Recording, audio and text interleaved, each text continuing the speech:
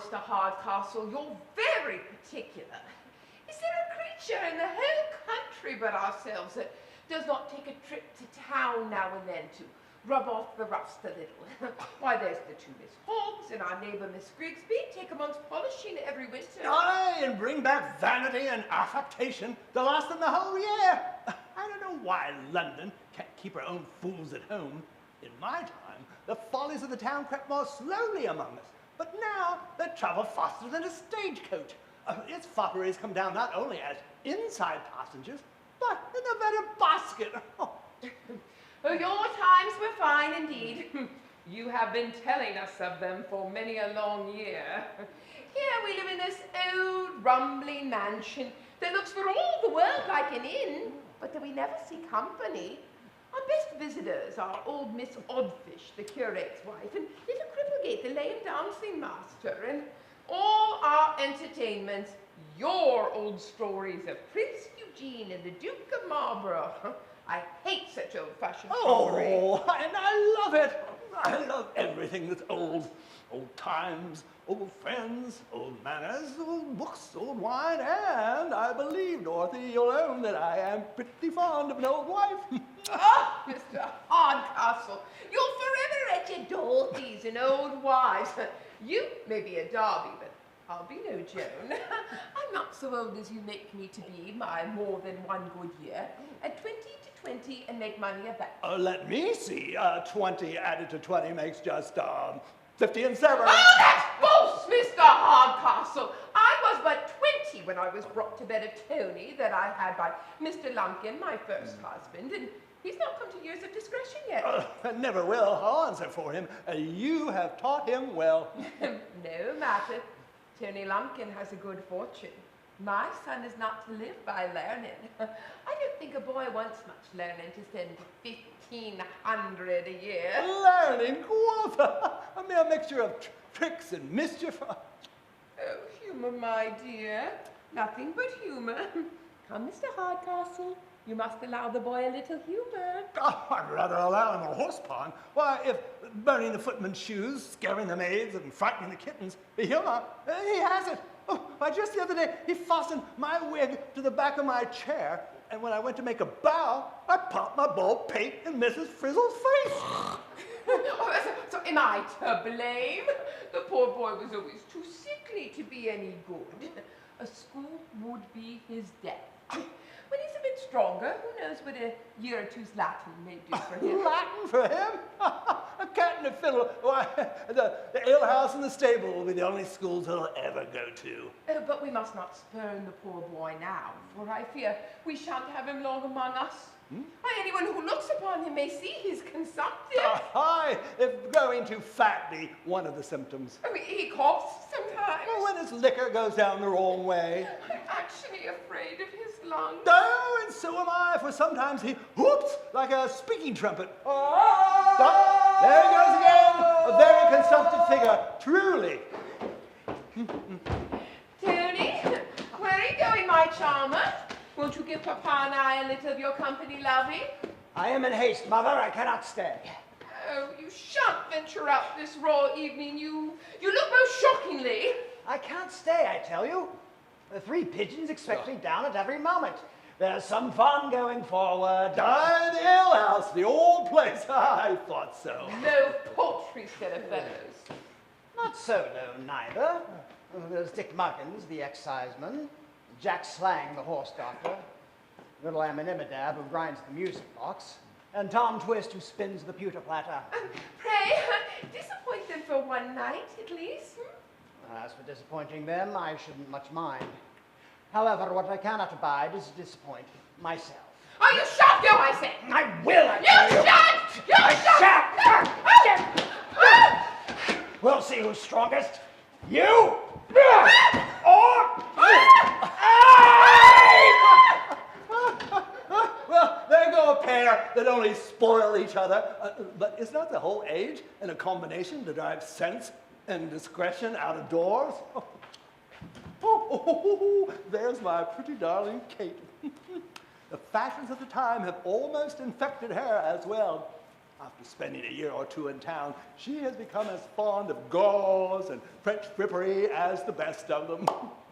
Oh, blessings on my pretty innocence. Turned out as usual, my Kate. Oh, goodness, what a quantity of superfluous silk thou hast about thee, girl. I could never teach the fools of this age that the entire indigent world could be clothed in the trimmings of the vein. You know our agreement, sir. You allow me the morning to receive and pay visits and to dress in my own manner. And in the evening, I put on my housewife's dress to please you. Well, you know I insist on the terms of our agreement, but I believe we may have an occasion to test that obedience this very evening. I protest, sir, I don't comprehend your meaning. Well, to be plain with you, Kate, I'm expecting the young man I've chosen to be your husband from town this very evening. I have, let's see here, yes, I have a letter here from his father who tells me that he has set out and that he himself will follow shortly after. Indeed. I wish I had known something of this before. Bless me, how shall I behave?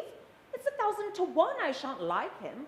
Our meeting will be so formal and so like a thing of business, I shall find no room for friendship or esteem. Well, depend on it, child. I will never control your choice. But Mr. Marlowe, whom I have pitched upon, is the friend of my old friend Sir Charles Marlowe, whom you've heard me speak so often. I am told that he is been born and bred a scholar, and that he has been trained and designed for employment and service to his country. And I am told that he is a man of excellent understanding. Is he? And very generous. I believe I shall like him. And strong and brave. I'm sure I shall like him. And very handsome. Oh, my dear papa, say no more. He's mine, I'll have him. Oh, and to crown it all, my Kate, he is one of the most bashful and reserved young gentlemen in the whole world. Ugh, you've frozen me to death again. Oh. That word reserved has undone all the rest of his accomplishments. A reserved lover, it is said, always makes for a suspicious husband. Oh, on the contrary. Modesty seldom resides in a bosom that is not enriched by nobler virtues. It was a trait of his that first struck me. Well, you must have more striking features to catch me, I promise you. However, if you be so young, so handsome, and so everything as you mention, I believe he'll do still. I think I'll have him. Well, my Kate, there might be just one obstacle. There's an even wager that he may not have you. My dear papa, why will you mortify one so? Well, if he refuses, rather than break my heart at his indifference, I'll only break my glass for its flattery, turn my cap on some newer fashion, and look out for some less difficult admirer. Bravely resolved, my dear. Now, I will go in the meantime and prepare the servants. As we seldom have company, they are in want as much training as a company of recruits, the first day's muster. Lud, this news of papa's puts me all in a flutter. Young, handsome, these he put last, but I put them foremost. Sensible, good-natured, I like all that. But then reserved and sheepish, that's much against him. Yet, couldn't he be cured of his timidity by being taught to be proud of his wife? Yes, and couldn't I? But I vow I'm disposing of the husband before I've secured the lover. Oh, never, my dear. I'm glad you're come. Tell me, Constance, how do I look today? Is there anything whimsical about me? Is it one of my well-looking days, child? Am I in face today? Perfectly, my dear. Yet, now I look again, bless me. Sure no accident has happened among the goldfishes or the canary birds. Has your brother or the cat been meddling? Or has the lost novel been too moving? Nothing of all this. I have been threatened. I can scarce get it out. I have been threatened with a lover. Ooh, and his name? Is Marlowe. Indeed. The son of Sir Charles Marlowe. As I live, the most intimate friend of Mr. Hastings, my admirer. They're never asunder. You must have seen him when we lived in town. Never. He's a very singular character, I assure you. Among women of reputation and virtue, he is the modestest man alive. But his acquaintance give him very different character among creatures of another stamp.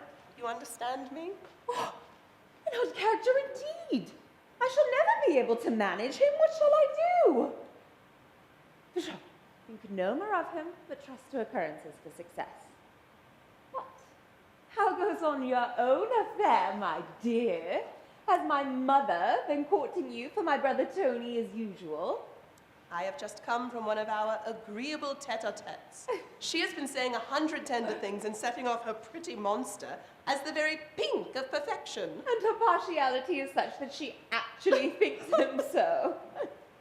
A fortune like yours is no small temptation. And as she has the sole management of it, I'm not surprised to see her unwilling to let it go out of the family. A fortune like mine, which chiefly consists in jewels, is no such mighty temptation. But at any rate, if my dear Hastings be but constant, I make no doubt to be too hard for her at last. But let us suppose I am in love with her son, and she never once dreams my affections are fixed upon another. My good brother holds out stoutly. I could almost love him for hating you so. It is a good-natured creature at bottom, and I'm sure would wish to see me married to anybody but himself. Well, my aunt's bell rings for our afternoon's walk through the improvements. Allons, courage is necessary, as our affairs are critical. Would it were bedtime and all were well?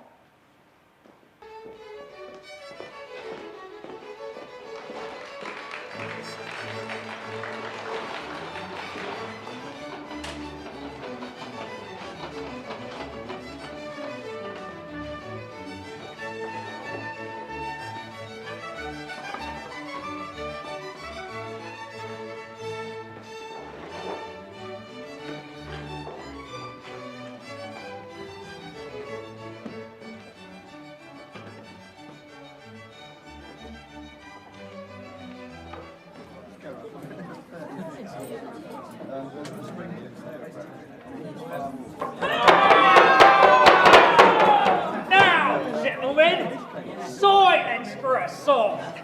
The squire is going to knock himself down for a song. Higher song! I will give you a song, my gentlemen, that I made upon this alehouse, the Three Pigeons.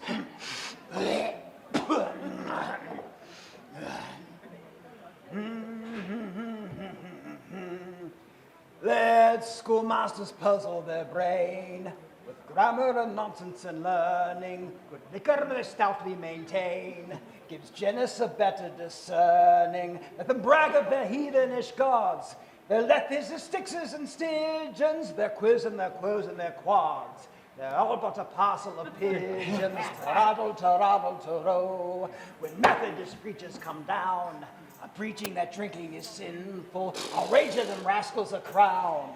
They always preach best with a skinful. But when you come down with a pence for a slice of their scurvy religion, I'll tell you that all men have sense, that you, my good friends, are the pigeon. To-raddle, to-row, to-raddle, to-row. So let's let the quorum about. Hey, let us be merry and clever. Our hearts and our liquors are stout. It's the three jolly pigeons forever that cry out some woodcock or hare. Your busters, your ducks, and your widgeons of all the birds in the air. Here's a health to the three jolly pigeons. To-raddle, to-raddle, to-roll. To-raddle, to-raddle, to-roll. Thank you, my masters. Thank you for the last time. Thank you. Ah, the squire's got spunk in him. I loves to hear him sing, because he never gives us nothing that's low. Oh, damn anything that's low, I cannot bear it. The genteel thing is the genteel thing at any time. If it be, and a gentleman be, concatenation, courting. I like the maxim of it, Master Muggins. What, though I'm obligated to dance a bear, a man may be a gentleman for all that. May this be my poison if my bear ever dances but to the very genteelest of tunes, water parted or the minuet Ariane. Oh, what a pity it is the squire is not coming to his own. It would be well for all the publicans with him 10 miles round of it. Aye, God, so it would be Master Slang, for I would soon show them choice of company. He takes after his father for that. Old Squire Lumpkin was the finest gentleman I ever set eyes on. Whether he was winding the straight horn or beating the thicket for a hare or a wench, he never had his fellow. There was a saying in the place, he kept the best horses, best dogs, and best girls in the whole county. Ye God, and when I am of age, I'll be no bastard, I'll tell you that. I was thinking of that bouncer and the miller's grey mare to begin with. But drink up, my fellows, for today you pay no reckoning. Hey!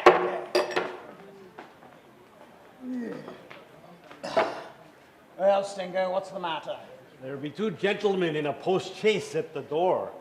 They lost their way upon the forest, and they are talking something about Mr. Hardcastle. As sure as can be, one of them must be the gentleman that's come down to court my sister. Tell me, do they seem like Londoners? I believe they may.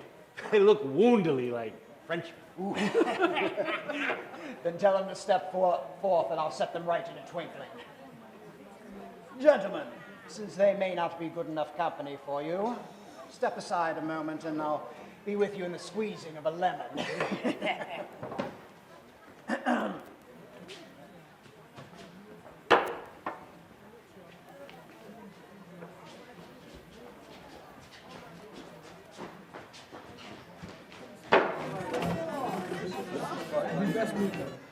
Father-in-law has been calling me whelp and hound this past half year.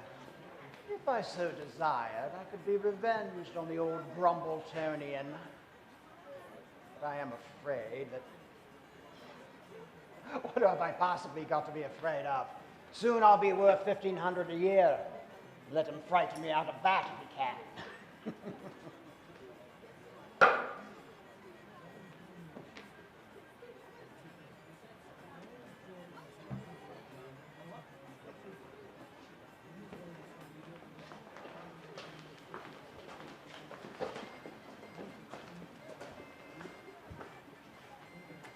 What a tedious, uncomfortable day we have had of it. We were told it was but 40 miles across the country, and we have come above 60. And all, Marlowe, from that unaccountable reserve of yours that would not let us inquire more frequently on the way. I own Hastings. I am unwilling to lay myself under an obligation to everyone I meet, and often stand the chance of an unmannerly answer. At present, however, we are not likely to receive any answer. No offense, gentlemen, but I hear you are inquiring about a Mr. Hardcastle of these parts. Do you know what part of the country you're in? Not in the least, sir, but should thank you for information. Nor the way you came? No, sir, but if you could inform us. Why, gentlemen, if you know not the road you're on, nor where you are, nor the road you're coming by, the first thing I have to inform you is you have lost your way. We wanted no ghost to tell us that. Pray, may I be so bold as to ask from whence you came?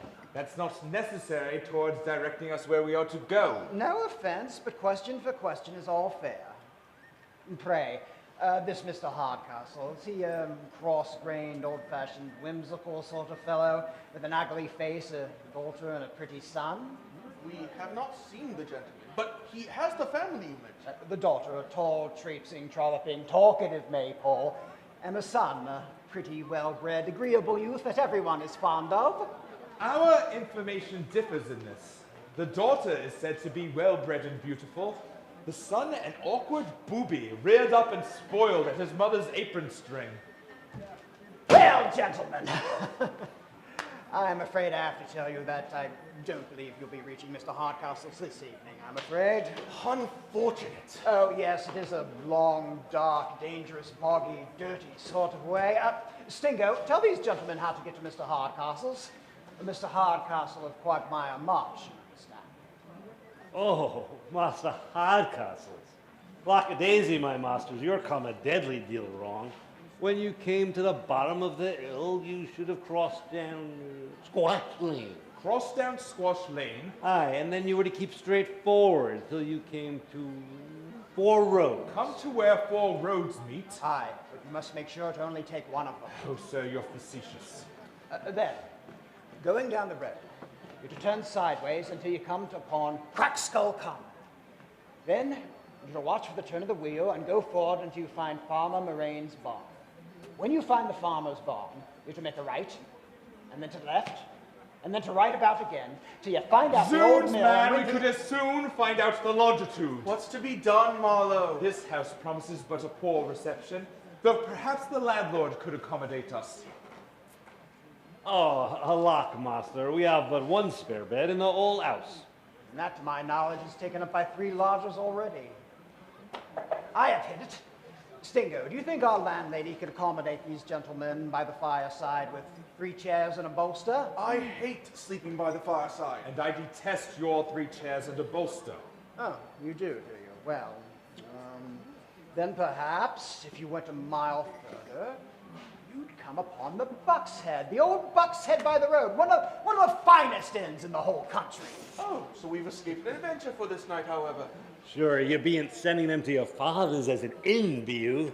Mum, you fool. Let them find that out. Yes, just keep going forward about a mile to see this grand old house by the roadside. There you'll see a pair of large horns over the door. That's your sign. Just pull in and stoutly about you. Sir, we are obliged to you. The servants can't miss the way. Oh, no. But I will warn you, the landlord is rich. Wants to let off business and wants to be thought a gentleman. Sparing your presence. He'll be wanting to give you his company. God, if you mind him, he'll convince you his mother was an alderman and his aunt a justice of the peace. A troublesome old blade, to be sure. But it keeps the best wines and beds as any in the whole country. Well, if he supplies us with these, we shall want no further connection. We are to turn to the right, did you say? Oh, no, straightforward. I'll just step myself and show you a piece of the way.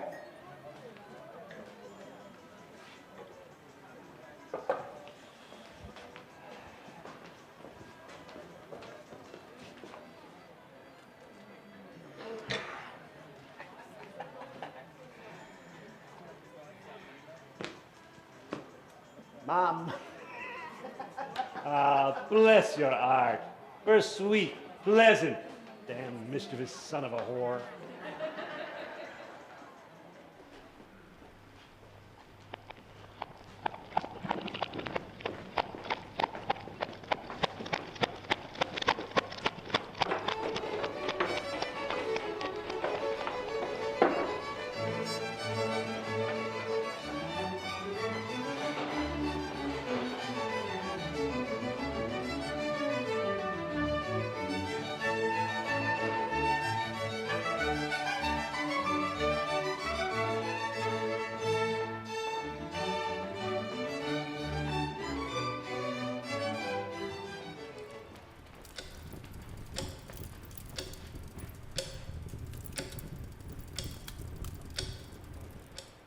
Well, I hope you're perfect in the table exercises I've been teaching you these last 3 days.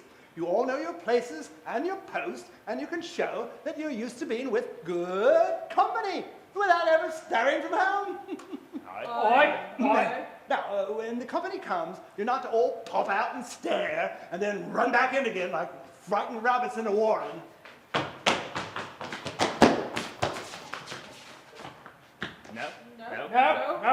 No.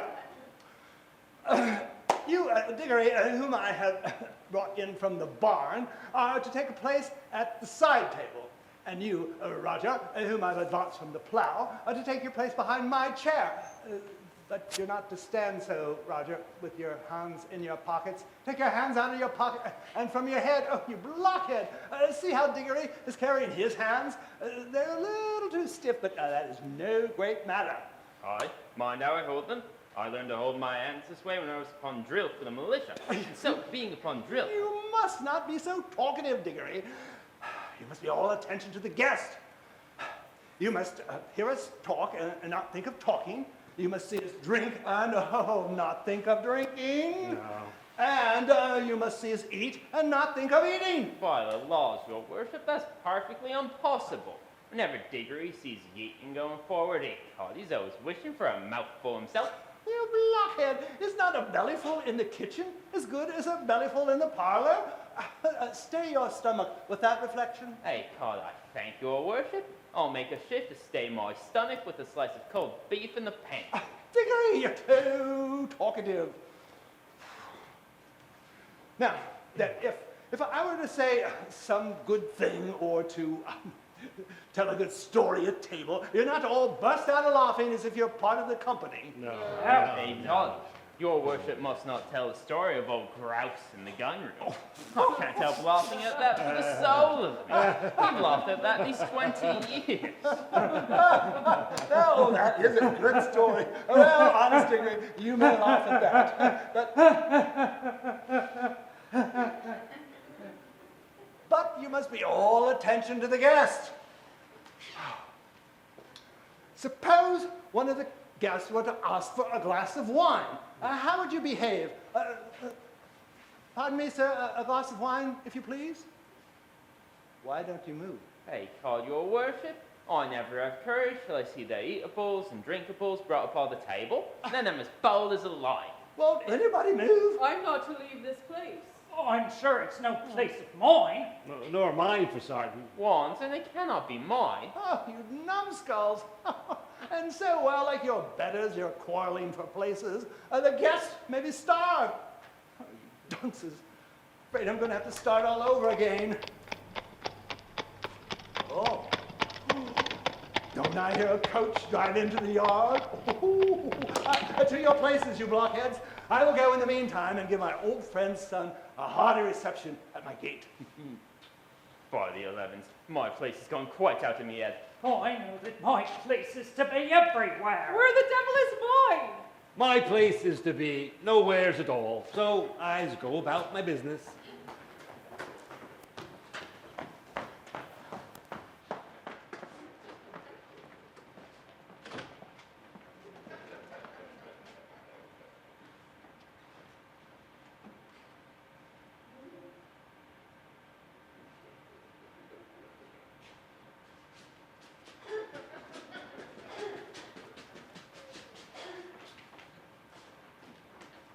Welcome, gentlemen, very welcome. This way. After the disappointments of the day, welcome once more, Charles, to the comforts of a clean room and a good fire. Upon my word, a very well-looking house. Antique, but creditable.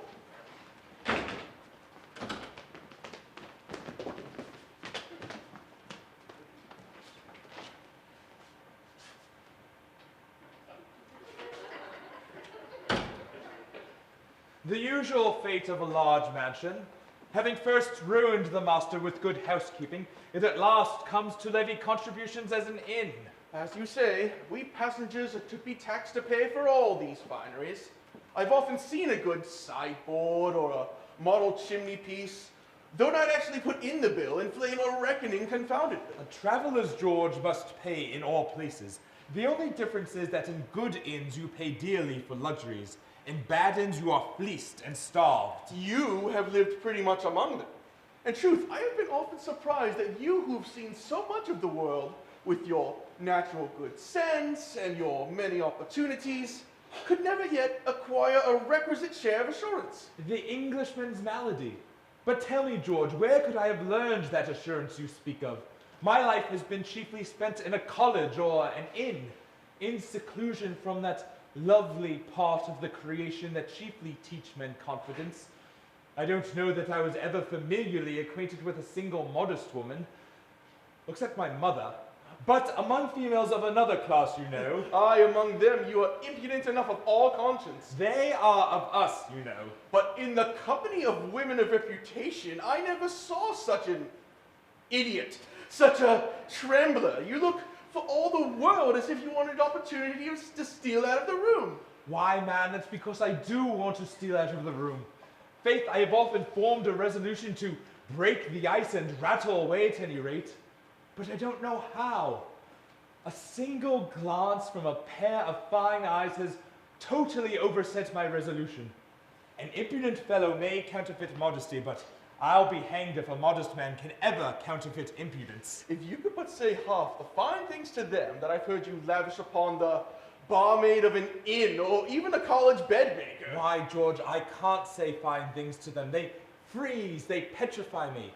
They may talk of a comet or a burning mountain or some such bagatelle, but to me, a modest woman dressed out in all her finery is the most tremendous object of the whole creation. At this rate, man, how can you ever expect to marry?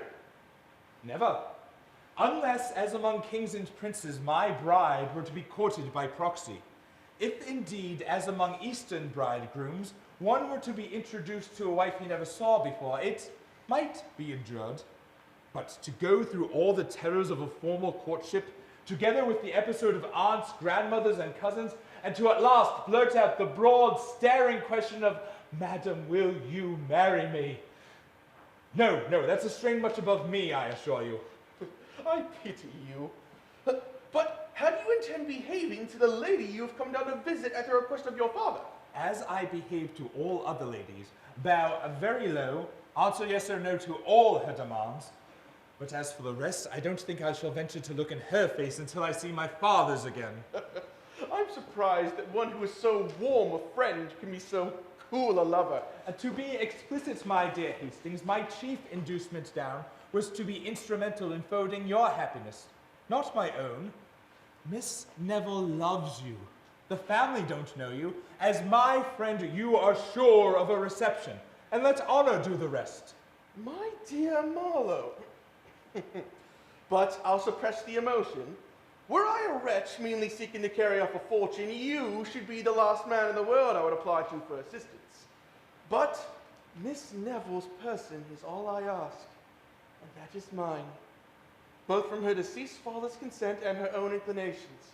Happy man, you have talents and art to captivate any woman.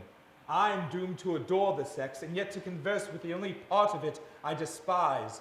This stammer in my address and this awkward, prepossessing visage of mine can never permit me to soar above the reach of a milliner's apprentice or one of the duchesses of Drury Lane. Be sure this fellow here to interrupt us. Gentlemen, once more a hearty welcome. Which is Mr. Marlowe? Oh, sir, you are most heartily welcome. You see, I don't like to receive my guests with my back to the fire. I like to welcome in the old-fashioned way and meet them at my gate. I like to see that their trunks and their horses are well taken care of. He has got our names from the servants already. We approve of your caution and hospitality, sir. I've been thinking, George, of changing our traveling dresses in the morning. I'm grown confoundedly ashamed of mine. Oh, I beg, Mr. Marlowe, use no ceremony in this house. I fancy, Charles, you are right. The first blow is half the battle. I intend opening the campaign with the white and gold. Oh, Mr. Hastings, Mr. Marlowe, pray, be under no restraint here. This is Liberty Hall, gentlemen. And yet, George, if we open the campaign too fiercely at first, we may want ammunition before it is over.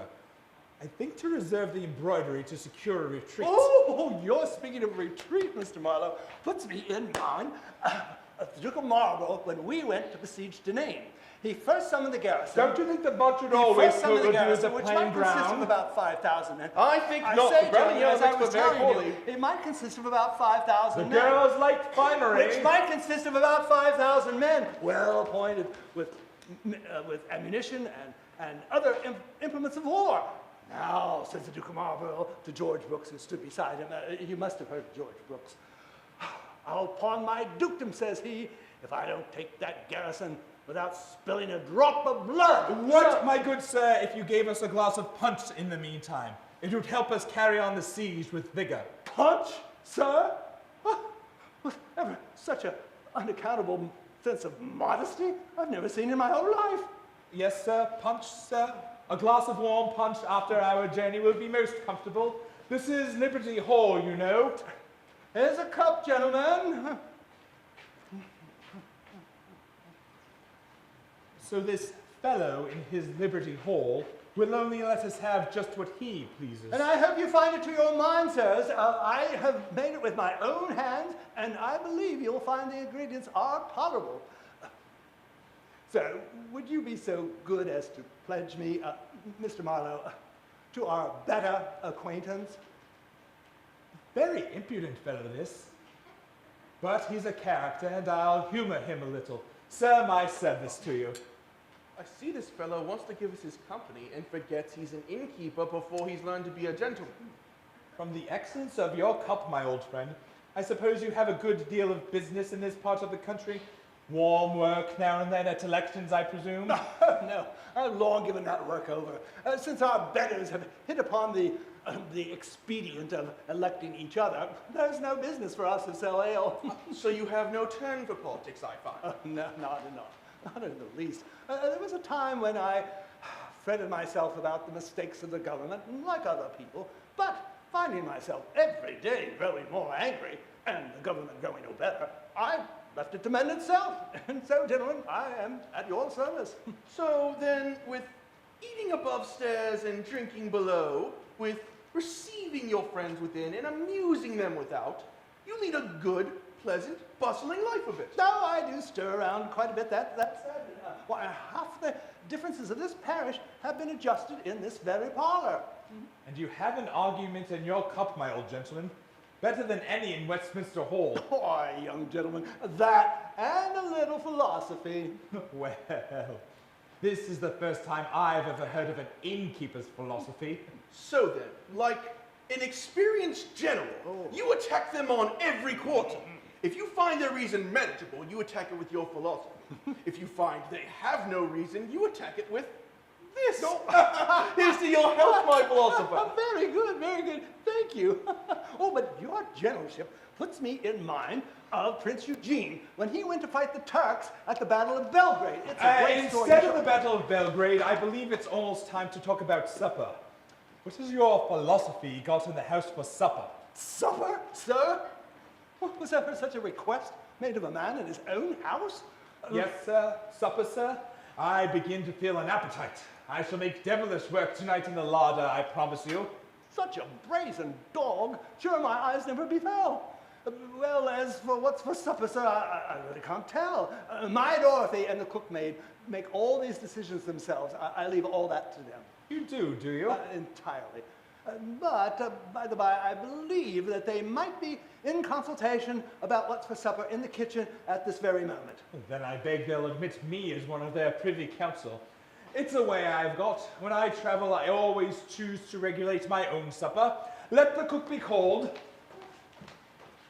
No offense, I hope, sir. No. None taken. Oh. But I really don't know how. Our Bridget, the cookmaid, she is not very conversant on these occasions. Oh, should we call for her? She would just scold us all out of the house. Well, let's see your list of the larder then. I ask it as a favor. I always match my appetite to my bill of fare. Sir, he's very right, and it's my way, too. Well, gentlemen, you are my guests, and you do have a right to command here. Roger, bring up the bill of fare for tonight's supper. I believe it's drawn out. Oh, Mr. Hastings. Your manner reminds me of my uncle, Colonel Wallop. There was a saying of his that no man was sure of his supper until he had eaten it. All upon the high ropes, his uncle a colonel. We shall soon hear of his mother being a justice of the peace. But let's hear the bill of fare. What's here? For the first course, for the second course, for the dessert? The devil, sir, do you think we have brought down a whole joiners' company or the Corporation of Bedford to eat up such a supper? 2 or 3 little things, clean and comfortable, will do. But let's hear it.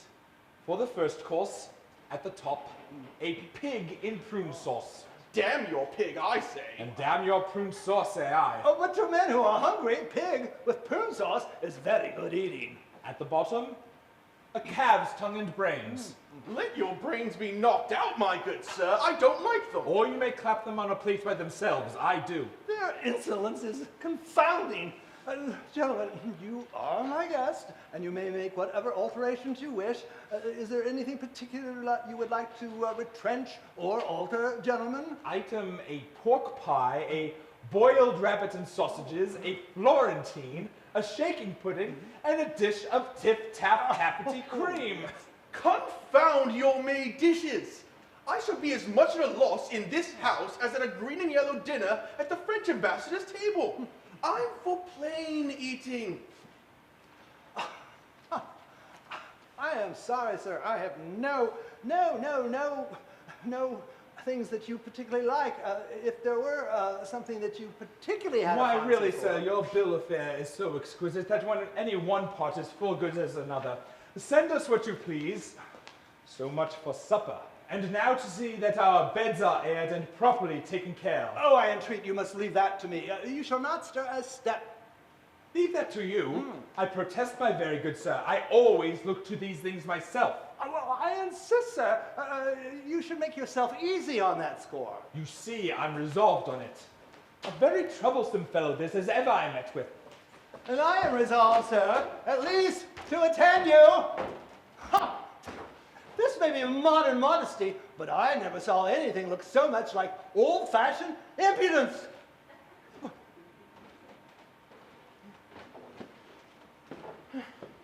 So I find this fellow's civilities begin to grow troublesome. But who could be angry at those assiduities that are meant to please him? Miss Neville! By all that's happy! My dear Hastings, to what unexpected good fortune, to what accident am I to ascribe this happy meeting? Rather let me ask the same question, as I could never have hoped to meet my dearest Constance at an inn. An inn? Sure you jest. My aunt, my guardian, lives here. What could induce you to think this house an inn? My friend, Mr. Marlowe, with whom I came down, and I was sent here as to an inn, I assure you. A young gentleman whom we accidentally met at a house hard by directed us hither. Certainly. One of my hopeful cousin's tricks, of whom you've heard me talk so often. He whom your aunt intends for you, he of whom I have such just apprehensions. You have nothing to fear from him, I assure you. You'd adore him if you knew how heartily he despises me. My aunt knows it too and has undertaken to court me for him, and actually begins to think she has made a conquest. Thou dear dissembler. You must know, my Constance, I have just taken this happy opportunity of my friend's visit here to gain admittance into the family. The horses that have carried us down now fatigued from their journey, but they'll soon be refreshed. And then if my dearest girl will trust in her faithful Hastings, we shall soon be landed in France, where even among foreigners the laws of marriage are to be respected. I have often told you that, though ready to obey you, I should yet leave my little fortune behind with some reluctance, the greatest part of which was left me by my uncle, the India director, and chiefly consists in jewels. I have been for some time persuading my aunt to let me wear them. I fancy I'm very near succeeding. The instant they are put into my possession, you shall find me ready to make them and myself yours. Perish the baubles.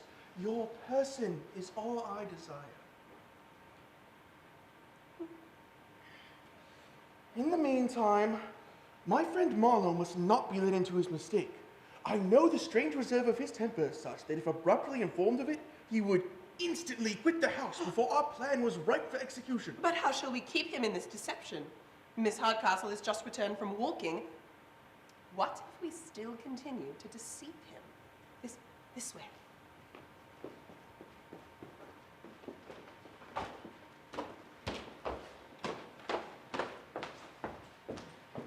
The assiduities of these good people tease me beyond bearing.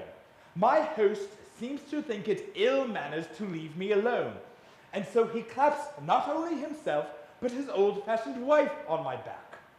They talk of coming to sup with us too, and then I suppose we are to run the gauntlet through all the rest of the family. What do we got here? My dear Charles, let me congratulate you. The most fortunate accident. Who do you think is just elected? Cannot guess. Our mistress's boy, Miss Hardcastle and Miss Neville. Give me leave to introduce Miss Constance Neville to your acquaintance. Happening to dine in the neighborhood, they called on their return to take fresh horses here. And Miss Hardcastle has just stepped into the next room and will be back in an instant. Wasn't it lucky, eh?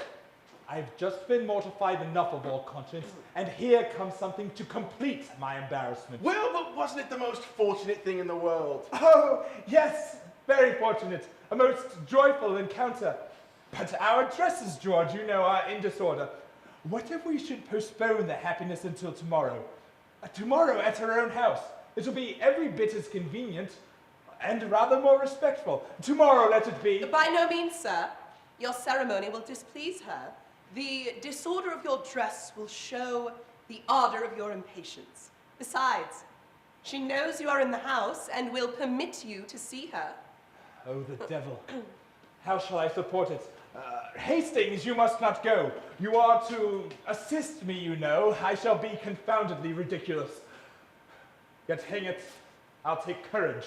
Pshaw, man, it's but the first plunge and all's over. She's but a woman, you know. And of all women, she that I dread most to encounter. Ah, Miss Hardcastle, Mr. Marlowe, I am proud of bringing two persons of such merit together that only want to know, to esteem each other.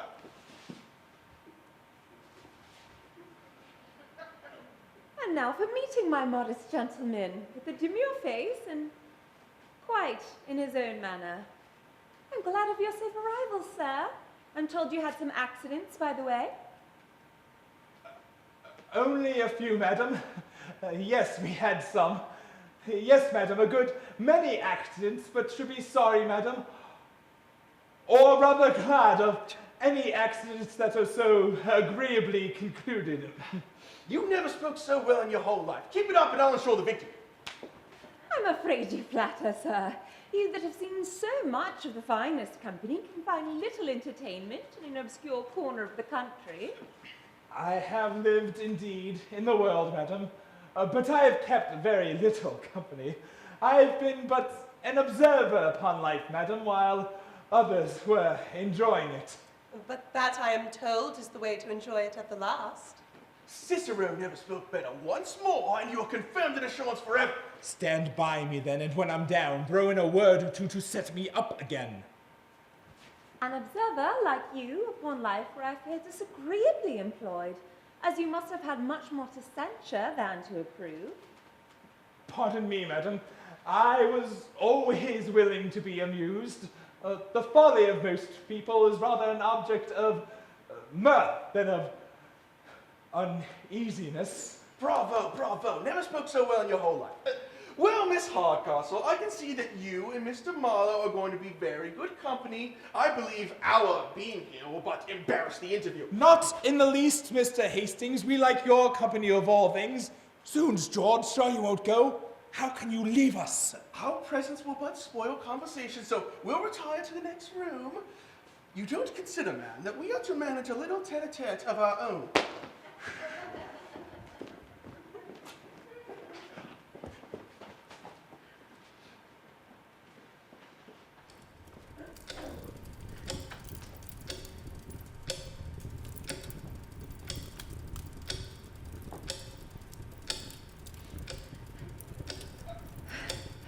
But you've not been wholly an observer, I presume, sir.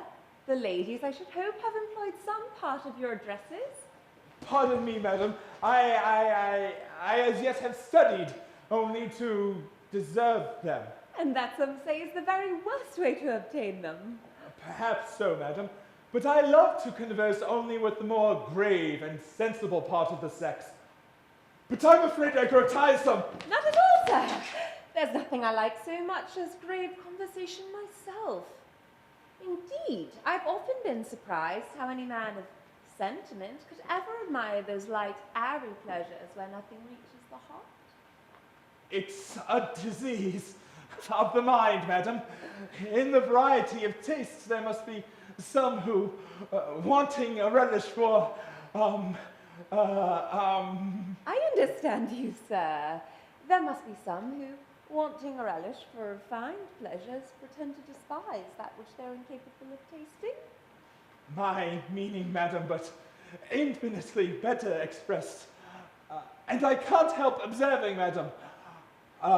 Who could ever suppose this fellow impudent upon some occasion? You were going to observe, sir? I was observing, madam. I protest, madam. I forget what I was going to observe. I vow, and so do I. You are observing, sir, that in this age of hypocrisy, something about hypocrisy, sir. Yes, madam. In this age of hypocrisy, there are few who, upon strict inquiry, do not, I understand you perfectly. Egad, that's more than I do myself. You mean that in this hypocritical age, there are few who do not condemn in public what they practice in private, and think they pay every debt to virtue when they praise it? True, madam. Those who have most virtue in their mouths have least of it in their bosoms. But I'm afraid I grow tiresome. Not at all, sir. There's something so agreeable and spirited in your nature. Pray, go on. Yes, madam. I was saying, madam, that there are some occasions when a total want of courage, madam, destroys all the and puts us upon I agree with you entirely. A want of courage upon some occasions assumes the appearance of ignorance and betrays us when we most want to excel. I beg you'll proceed. Yes, madam. But I see Miss Neville expecting us in the next room. I would not intrude for the world. I protest, sir, I never was more agreeably entertained in all my life. Pray, go on. Yes, madam. But she beckons us to join her. Madam, shall I do myself the honor to attend you? Well, then I'll follow. This pretty smooth dialogue has done for me.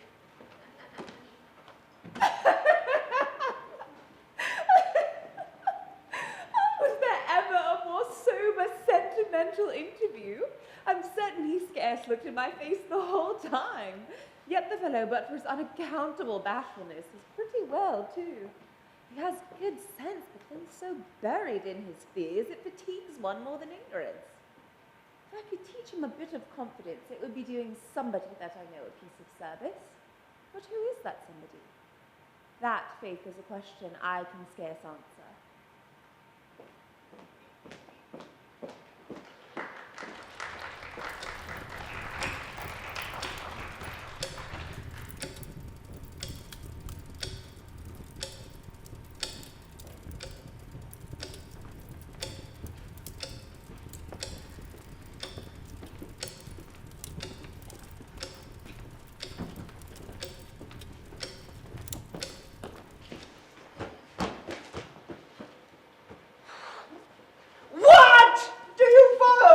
Cousin Khan.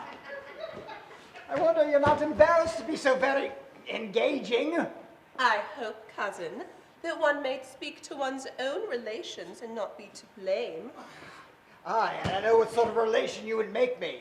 And I want no part of it. It will not do, cousin. I say it will not do, and I beg you to keep your distance. I want no closer relation.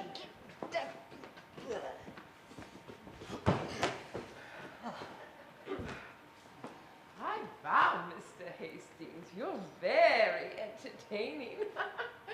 There's nothing I love to talk about so much as London and the fashions. Though I was never there myself.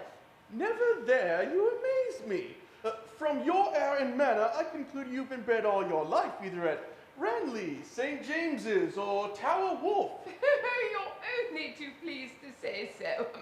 We country folk can have no manner at all. I'm in love with the town, and that serves to raise me above some of our neighbouring rustics. Who can have a manor that has never seen the Pantheon, the Grotto Gardens, the Borough, and all the places where the nobility chiefly resort? All the news I get of London is second-hand. I take care to know every tete-a-tete in the scandalous magazines, and I get all the fashions as they come out from the two Miss Ricketts of Crooked Lane. Pray, Mr. Hastings, how do you like this head? Extremely elegant and dégagé, upon my word, madam. Your frizier is a Frenchman, I suppose. I protest. I dressed it myself from a print in last year's Lady's Memorandum. Indeed. Such a head in a side box at the playhouse would draw as many gazers as my lady mayoress at a city ball. I vow, since inoculation began, there is no such thing as a plain woman to be seen, so one must dress a little particular, or one may escape in the crowd. But that can never be your case, madam, in any dress. Oh, but what signifies my dressing when I've such a piece of antiquity at my side as Mr. Hardcastle? All I say will never argue down a single button from his waistcoat. I've often wanted him to throw off his great flaxen wig, and where he was bold to paste it over like my Lord Pately with powder. You are right, madam. For as among the ladies there are none ugly, so as among the men there are none old. And what do you think his answer was? With his usual Gothic vivacity, he said I only wanted him to throw off his wig to convert it to a teft for my own wearing. Intolerable. At your age you may wear what you please, and it must become you. Pray, Mr. Hastings, what do you take to be the most fashionable age around town? Some time ago, 40 was all the mode, but I am told the ladies intend to bring up 50 for the ensuing winter. Really? Well, then I shall be too young for the fashion. Oh, no lady begins to put on jewels till she's past 40. For instance, Miss there, in a polite circle, would be considered as a child, as a mere maker of samplers. And yet, Miss Niece is just as fond of jewels as the eldest of us all. Your niece, is she? And that young gentleman, a brother of yours, I presume? My son. They are contracted to one another. Observe the little sport. They fall in and out 10 times a day as if they were man and wife already. Pray, Tony, what soft things are you saying to your cousin Con this evening? I have been saying no soft things, but how hard it is to be followed about so. Ye God, soon I'll have no place to myself in the house but the stable. No matter, Con. He's in a different story behind your back. There's something generous about my cousin. He falls out before faces to be forgiven in private. That's a damn confounded crack. Oh, he's a sly one. Don't you think they're about like one another about the mouth, Mr. Hastings? The Blenkinsop mouth to a T. They're of a size, too. Back to back, my pretty, so that Mr. Hastings may observe you. You had as good not make me, I tell you! Oh, Lord, it cracked my head. Oh, Lord! You're a man, Tony, and behave so! If I am a man, then give me my fortune. I will not be made a fool of no longer. Oh, is this what I'm to get for the pains I have taken in your education? I that have rocked you in your cradle and fed your pretty mouth with this spoon. Did not I work your waistcoat to make you genteel? Did not I prescribe and then weep while the receipt was operating? Aye, and you had reason to weep, for you've been dosing me ever since I was born.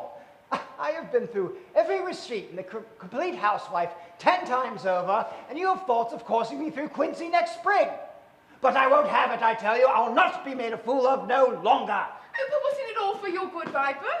Wasn't it all for your good? I wish you would leave me and my good well enough alone then.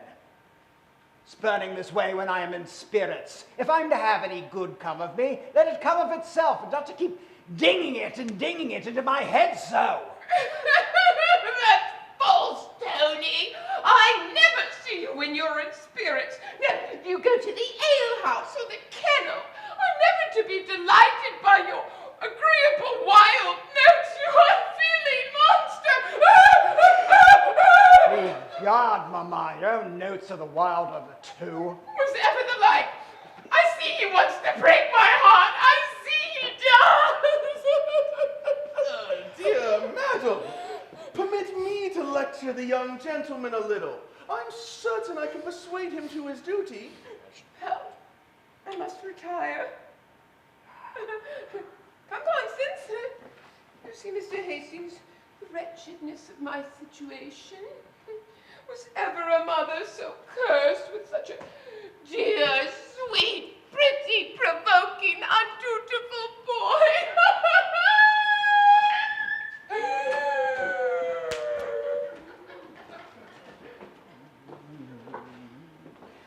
was a young man riding down, and fain would have his way. Oh, don't mind her. Let her cry. It's the comfort of her heart. I once saw her and sister cry over a book for an hour, and they say they liked it all the better the more it made them cry. So you're no friend to the ladies I find, my pretty young gentleman? Well, that's as I find them.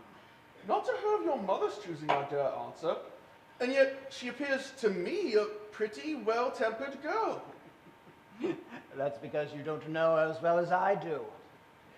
I have known her since the height of that, and I swear to you there's not a more cantankerous toad in all of Christendom.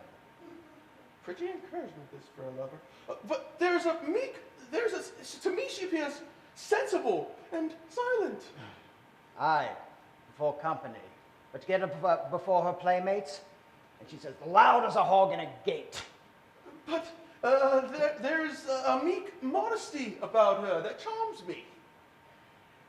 Aye, but you curb her just a little, and she kicks out and throws you into a ditch.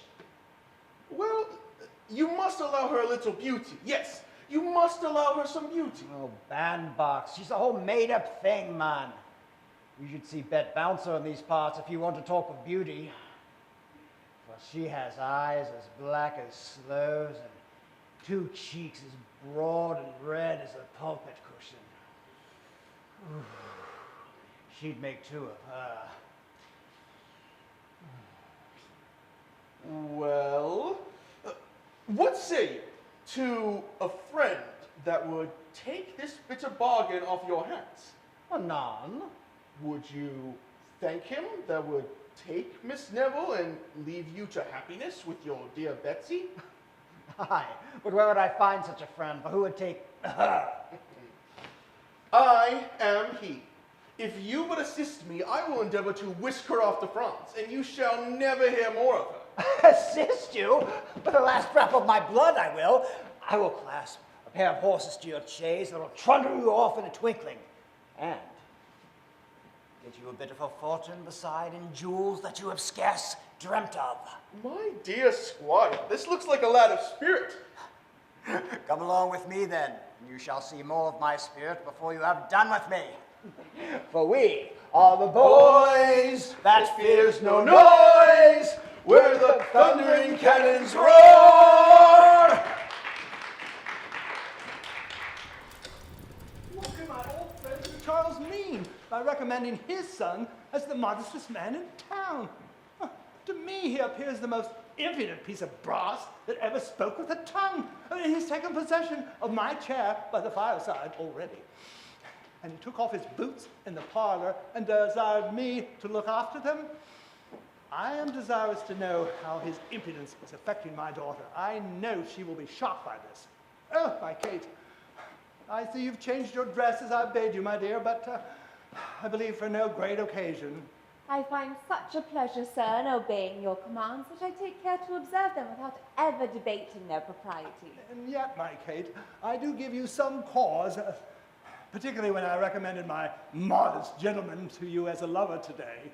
You taught me to expect something extraordinary, and I find the original exceeds the description. Well, I was never so surprised in all my life. It quite confounded all of my senses.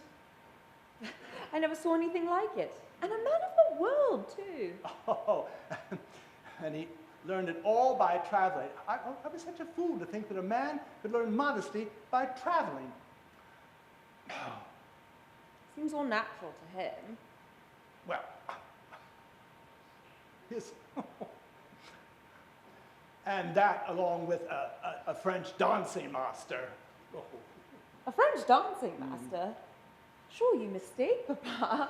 A French dancing master could never have taught him that timid look, that awkward address, that bashful manner. Whose look? Whose manner, child? Mr. Marlowe's. His mauvaise honte. His timidity struck me at the first sight. Well, then your first sight deceived you, for I think him the most brazen first sight that ever astonished my senses. Sure, sir, you rally. I never saw anyone so modest. Can you be serious? I never saw someone. He's such a bouncing, swaggering puppy. Bully Dawson is but a fool to him. Surprising. He met me with a respectful bow, a stammering voice, and a look fixed on the ground. He met me with a loud voice, a lordly air, and a familiarity that made my blood boil. He treated me with diffidence and respect, censured the manners of the age, admired the prudence of girls that never laughed, tired me with apologies for being tiresome, then left the room with a bow and a, "Madam, I would not for the world detain you." Why, he spoke to me as if he'd known me all his life before. Asked me 20 questions and never waited for an answer. Interrupted all my good remarks with some silly pun, and then, when I was in the middle of my best story of the Duke of Marlborough and Prince Eugene, he asked if I were not a maker of punch. Yes, if I not have a good hand at making punch, your father. Oh. One of us must certainly be mistaken. Well, if he be as he's shown himself, I am determined he will never have my consent. And if he be the sullen thing I take him, he shall never have mine. Well, then, in one thing, we're both agreed to reject him. Yes, but upon conditions. For if you should find him less impudent and I more presuming, if you should find him more respectful and I more importunate, I don't know, the fellow is well enough for a man. Certainly we don't meet many such at a horse race in the country. If I should find him so, but that is impossible. His first appearance has done my business, and I am seldom deceived in that. And yet there may be many good qualities under that first appearance. When a girl sees the outside of a fellow to her taste, she then sets about guessing about the rest of his furniture. To her, a smooth face means good sense, and a genteel figure every virtue. I hope, sir, that a conversation begun with a compliment to my good sense won't end with a sneer at my understanding. Oh, pardon me, my dear Kate, but if our Mr. Brazen can master the art of reconciling contradictions, he may please us both, perhaps. And, as one of us must be mistaken, what if we go on to make further discoveries? Agreed. But depend on it, I am in the right. And depend on it, I'm not much in the wrong.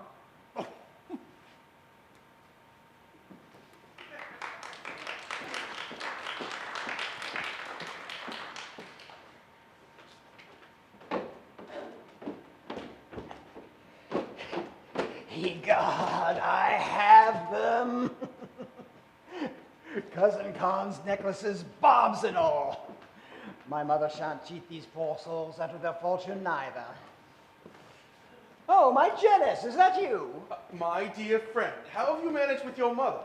I hope you have amused her with pretending love for your cousin and that you are willing to be reconciled at last. Our horses will be prepared in a short time and we shall soon be ready to set off. And here's something to bear your charges along the way. Your sweetheart's jewels. Take them and let no one be hanged that will rob you of even one of them. But how have you procured them from your mother? Ask me no questions, I'll tell you no fibs, for I procured them by rule of thumb. Honestly, if I didn't have every key to every drawer in my mother's bureau, how do you think I would get to the alehouse so often? An honest man may rob himself of his own at any time. Thousands do it every day. But, to be plain with you, Miss Neville is endeavoring to procure them from her aunt this very instant. If she was to succeed, it'd be the most delicate way, at least, of obtaining them. Well, keep them until you know how it will be. But I'll tell you how it'll be well enough. She'd sooner part with the only sound tooth in her head. But I dread the effects of her resentment when she finds she has lost them. Never mind her resentment. Leave me to manage that, for I care not a resentment the bounce of a cracker. Oh, vanish. Here they come. Race, cross.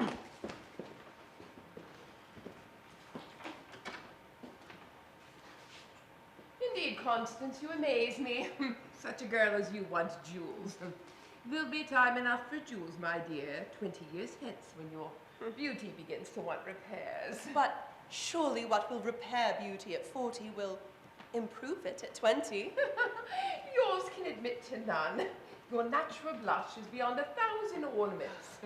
Besides, jewels are quite out as of late. Half the ladies of my acquaintance, my Lady Kildaylight and Mrs. Crump, carry their jewels to town and bring nothing but paste and marcasites back. But who knows, madam, but that Somebody who shall remain nameless might like me best with all my little finery about me. Oh, consult your glass, my dear, and see with such a pair of sparklers you want any better jewels. What do you say, Tony? Does your cousin Con, in your opinion, want any jewels to set off her beauty? That's as thereafter shall be. But my dear aunt, if you knew how it would oblige me. A parcel of old-fashioned rose and tablecloth things. They would make you look like King Solomon's court at a puppet show. Besides, I'm not sure I can readily get at them. They may be missing, for aught I know to the contrary. Then why don't you tell us so at once if she's so longing for them?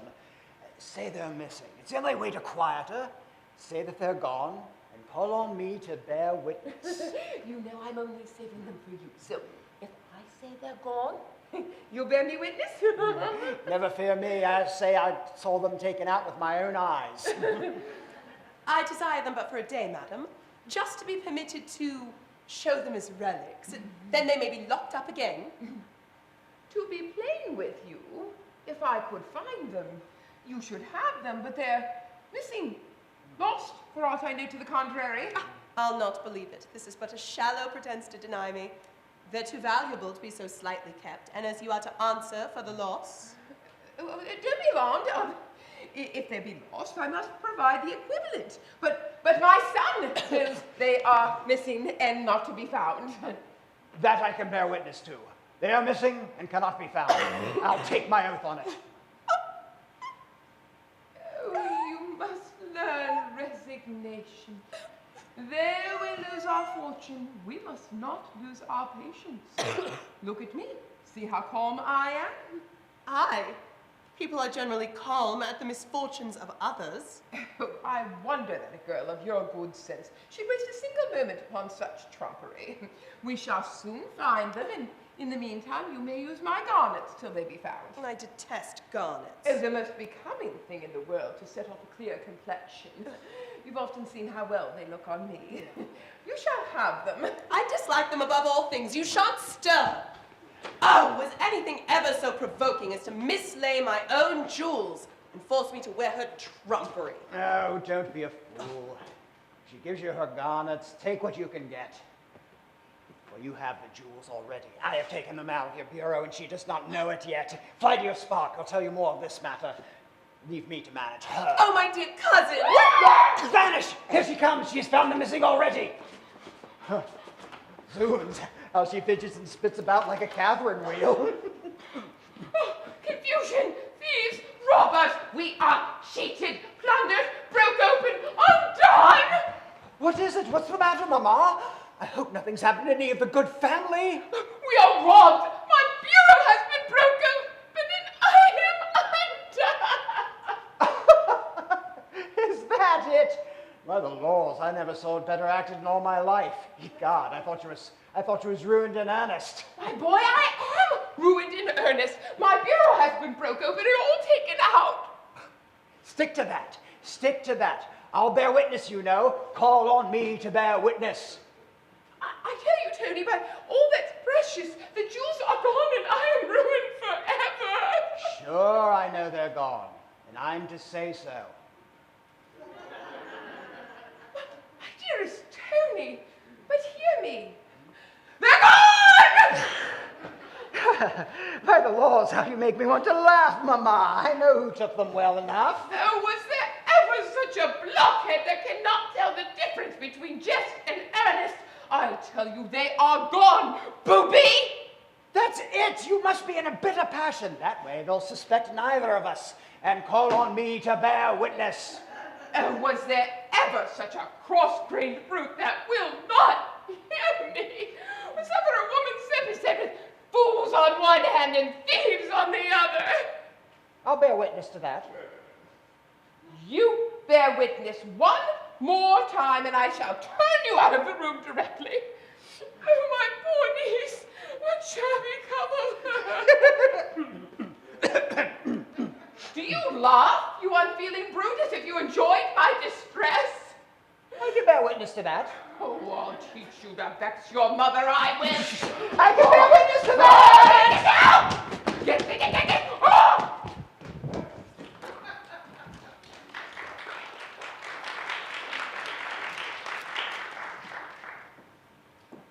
unaccountable creature is that brother of mine. Sending them to our house as an inn. I don't wonder at his impudence. But what's more, madam, the young gentleman, as you passed by in your present dress, asked me if you were the barmaid. He mistook you for the barmaid, madam. Did he? Then as I live, I'm resolved to keep up the delusion. Tell me, Pimple, how do you like my present dress? Don't you think I look something like Cherry in the Beau Stratagem? It's the dress, madam, that every lady wears in the country, but when she visits or receives company. And are you sure he does not remember my face or person? Certain of it. I vow, I thought so. But though we spoke together for some time, yet his fears were such that he never once looked up during the interview. Indeed, if he had, my bonnet would have kept him from seeing me.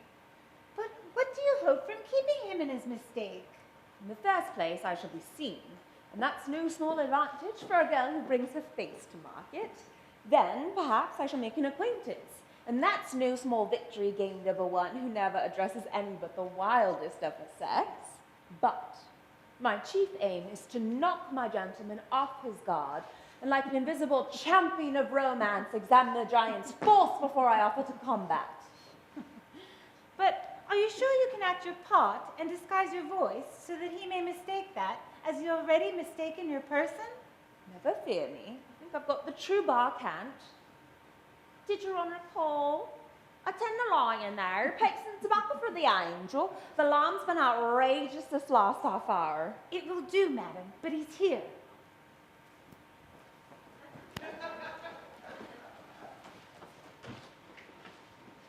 What a bawling in every part of the house. I have scarce a moment's repose. If I go to the best room, there I find my host and his story.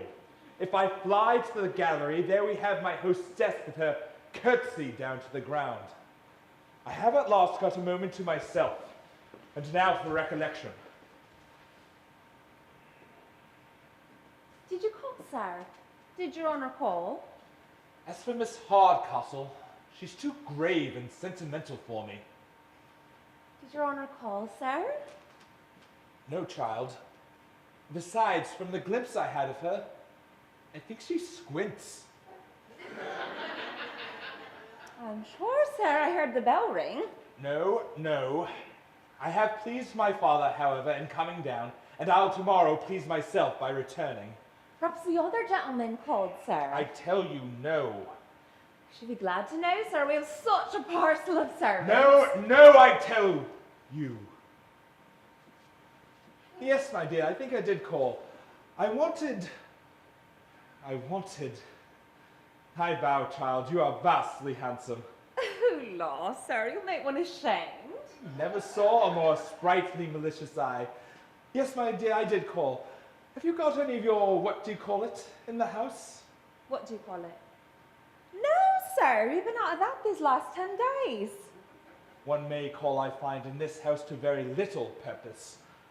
Suppose I should call for a taste, just by way of a trial of the nectar of your lips. Perhaps I might be disappointed in that as well. Nectar! Nectar! That's a liquor there's no call for in these parts. French, I suppose.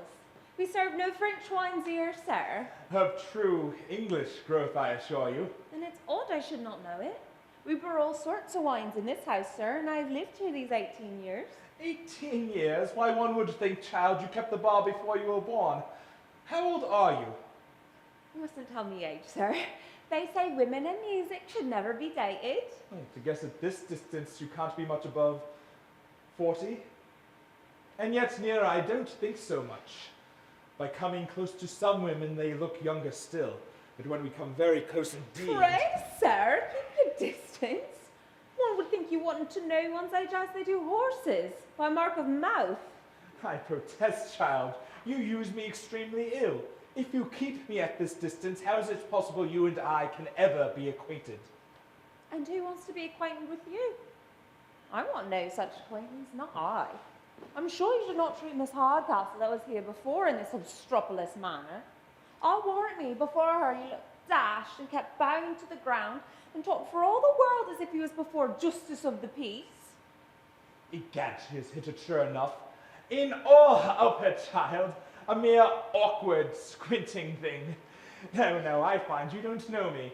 I laughed and rallied her a little, but I was unwilling to be too severe. No, I could not be too severe, curse me. Oh, then, sir, you are a favourite, I find, among the ladies. Yes, my dear. And yet, hang it, I don't know what they find in me to follow. At the ladies' club in town, I'm called their agreeable Rattle. Rattle, my child, is not my real name, but what I'm known by.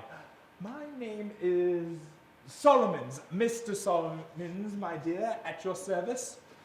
Hold, sir! You were introducing me to your club, not yourself. And you're so great a favourite there, you say? Yes, my dear, there's Mrs. Mantrap, Lady Betty Blackleg, the Countess of Sligo, Mrs. Longhorns, old Miss Biddy Buckskin, and yours truly keep up the spirit of the place. Then it's a very merry place, I suppose. Yes, as merry as card, supper, wine, and old women can make us. And their agreeable rattle. Egad, I don't quite like this chit. She looks knowing, methinks. You laugh, child. I can't but laugh, sir, to think what time they all have for minding their work or their family. All's well. She don't laugh at me. Do you ever work, child? Aye, sure. There's not a screen or quilt in the old house, but can bear witness to that. And so, then you must show me your embroidery. I embroider and draw patterns myself a little. If you want to judge of your work, you must apply to me. Aye, but the colours don't look well by candlelight. You shall see all in the morning. And why not now, my angel? Such beauty fires beyond the power of resistance. Sure, the landlord here. My old luck. I never nicked 7 that I did not grow Amy's 3 times following. So, madam, I find this is your humble admirer who stands at a humble distance with his eyes fixed on the ground and adores only from a humble distance. Oh, Kate, how can thou be deceived your father so? Never trust me, dear Papa, but he's still the modest man I first took him for. You shall be convinced of it, as well as I. By the hand of my body, his impudence is infectious. Did I not just see him seize your hand? Did I not just see him haul you about like a milkmaid? And now you talk about his respect and his modesty? Forsooth! But if I should shortly convince you of his modesty, that he has only the faults that will pass away with time and the virtues that will improve with age, I hope you'll forgive him. This girl would actually make one run mad. I will not be convinced. I am convinced. He has not been in this house 3 hours, and he has encroached on all of my prerogatives. You may like his impudence and call it modesty, but my son-in-law, madam, will have very different qualifications. Sir, I ask but this night to convince you. You shall not have half the time, but I am thinking of turning him out this very hour. Give me that hour, then, and I hope to satisfy you. Well, an hour. Let it be, then. But there's no trifling with your father. It's all fair and open. Do you mind me? I hope, sir, you have ever found that I considered your commands as my pride. For your kindness is such that my duty as yet has been inclination.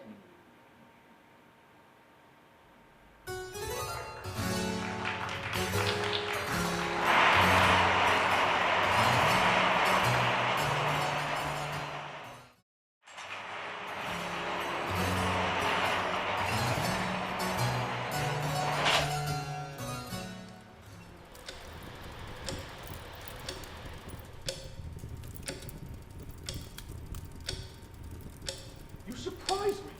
Sir Charles Marlowe expected here this night. Where have you had your information?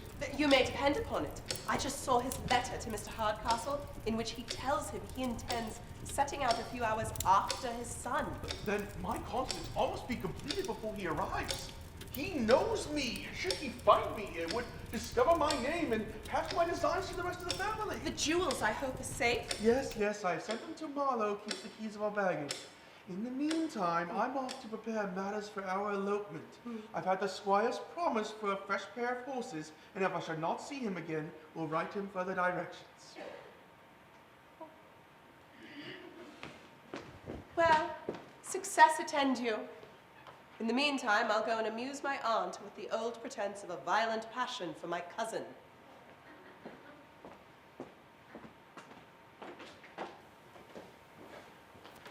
I wonder what Hastings could mean by sending me so valuable a thing as a casket to keep for him, when he knows the only place I have is the seat of a postcoach at an inn door. Have you deposited the casket with the landlady as I ordered you? Have you put it into her own hands? Yes, Your Honor. She said she'd keep it safe, did she? She said she'd keep it safe enough, and then she asked me how I came by it, and she said she had great mind to make me give an account of myself. They're safe, however. What an unaccountable set of beings have we got amongst. This little barmaid, though, runs through my head most strangely and drives out the absurdities of the rest of the family. She's mine. She must be mine, or I'm greatly mistaken. Bless me, I quite forgot to tell her I intended to prepare at the bottom of the garden. Marlowe here, and in spirits too. Give me joy, George. Crown me, shadow me with laurels. Well, George, after all, we modest fellows don't want for success among the women. Some women, you mean? But what success has your honest modesty been crowned with now that it grows so insolent upon us? Didn't you see that tempting, brisk, lovely little thing that runs about the house with a set of keys to its girdle? Well, and what then? She's mine, you rogue, you. Ah, such fire, such motion, such eyes, such lips. But egad, she would not let me kiss them, though. But are you sure, so very sure of her? Why, man, she talked of showing me her work above stairs, and I am to improve the pattern. But how could you, Charles, go about to rob a woman of her honor? Pshaw. We all know the honor of the barmaid of an inn. I don't intend to rob her, take my word for it. There's nothing in this house I shan't honestly pay for. I believe the girl has virtue. And if she has, I should be the last man in the world that would attempt to corrupt it. You have taken care, I hope, of the casket I sent you to lock up. It's in safety? Yes, it's safe enough. I have taken care of it. But how could you think the seat of a postcoach at an indoor place of safety? Ah, numbskull, I have taken better precautions for you than you did for yourself. I have sent it to the landlady to keep. To the landlady? The landlady. You did? I did. She's to be answerable for its forthcoming, you know. Yes, she'll bring it forth with a witness. Wasn't I right? I believe you'll allow I act as prudently upon this occasion. He must not see my uneasiness. You seem disconcerted, though, methinks. Sure nothing is wrong? No, nothing! Never was I in better spirits in all my life. And so you have left it with the landlady, who no doubt very readily undertook the charge? Rather too readily, for she not only kept the casket, but through her great precaution was going to keep the messenger too. They're safe, however. As a guinea in a miser's purse. So all hopes of fortune are at an end, and we must set off without it. Well, Charles, I'll leave you to your meditations on the pretty barmaid, and may you be as successful for yourself as you have been for me. Thank you, George. I ask no more.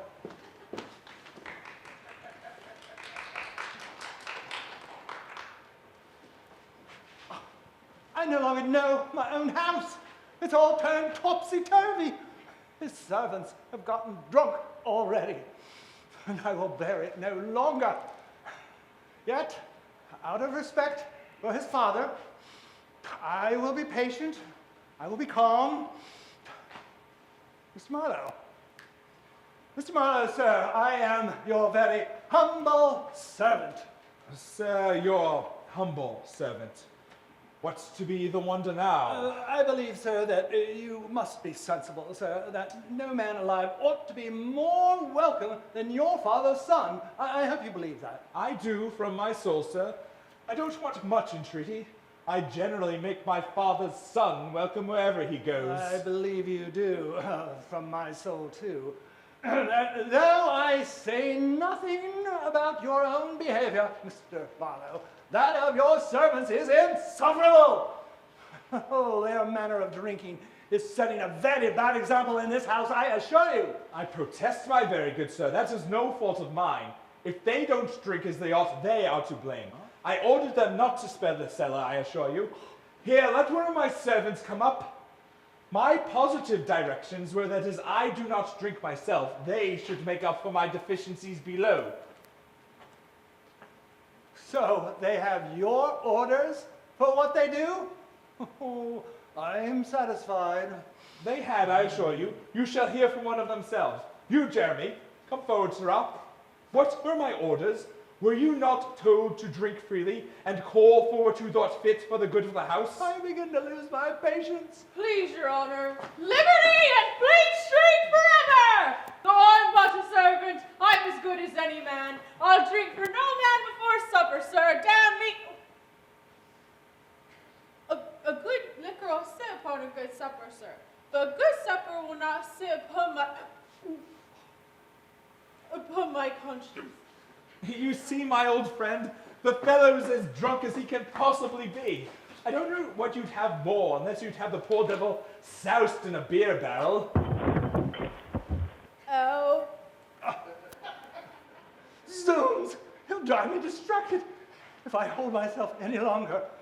Mr. Marlowe, sir, I have submitted to your insolence for more than 4 hours, and I see no likelihood of its ever coming to an end. And I therefore resolve to be master here, and I desire that you and your drunken pack may leave my house directly. Sure you jest, my good friend. What, when I'm doing what I can to please you? I tell you, sir, you do not please me, so I desire that you leave my house. Sure you cannot be serious at this time of night and such a night. I tell you only mean to banter me. I tell you, sir, I am serious. And now that my passions are aroused, I tell you that this is my house, sir. This is my house, and I command you to leave it directly. A puddle in a storm. I shan't stir a step, I assure you. This your house, fellow. It's my house. This is my house.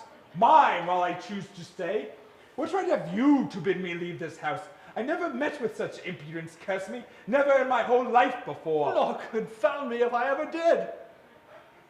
To come to my house, to ask for whatever he wants, to take possession of my chair by the fireside, to insult my family, to direct and command and order his servants to get drunk, and then to tell me, this is my house, sir. Oh, it makes me laugh. His impudence makes me laugh.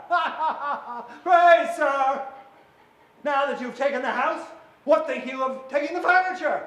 Oh, and here's a pair of silver candlesticks.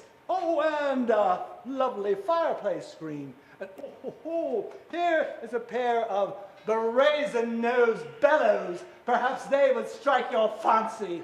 Bring me your bill, sir. Bring me your bill, and let's make no more words And about it. here's one of Mr. Hogarth's prints for perhaps the Rake's Progress for your very own apartment. Bring me your bill, I say, and I'll leave you in your infernal house directly. And then there's the mahogany table in which you can see your very face in. My bill, I say. Oh, and I almost forgot the great chair in which you take your particular slumbers after a hearty meal. Zoons! Bring me my bill and let's hear no more of it! Oh, young man, your father's letter to me has taught me that to expect a modest, well-bred young gentleman as a visitor. And what do I see before me? But a coxcomb and a bully!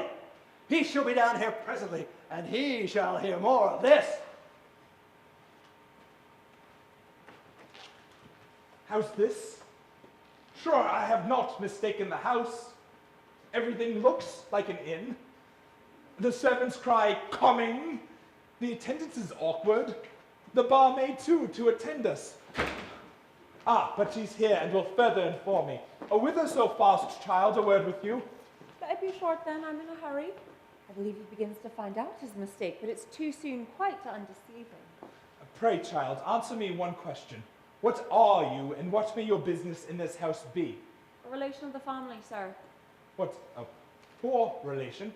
Yes, sir, a poor relation appointed to keep the keys, and to make sure the guests want nothing in my power to give them. That is, you act as the barmaid of this inn. In? Oh, Lord, what brought that in your head? One of the best families in the country, keeping in. Old Mr. Hardcastle's house and in. Mr. Hardcastle's house? Is this Mr. Hardcastle's house, child? Aye, sure. Whose house should it be? So then, all's out, and I've been damnably imposed on. Oh, confound my stupid head. I shall be laughed at over the whole town. I shall be stuck up in caricature in all the print shops. The Dullissimo macaroni. To mistake this house of all others for an inn. And my father's old friend for an innkeeper. What a swaggering puppy must he take me for? What a silly puppy do I find myself? There again, may I be hanged, my dear, but I mistook you for the barmaid. Dear me. Dear me. I'm sure nothing in my behaviour put me upon a level with one of that stamp.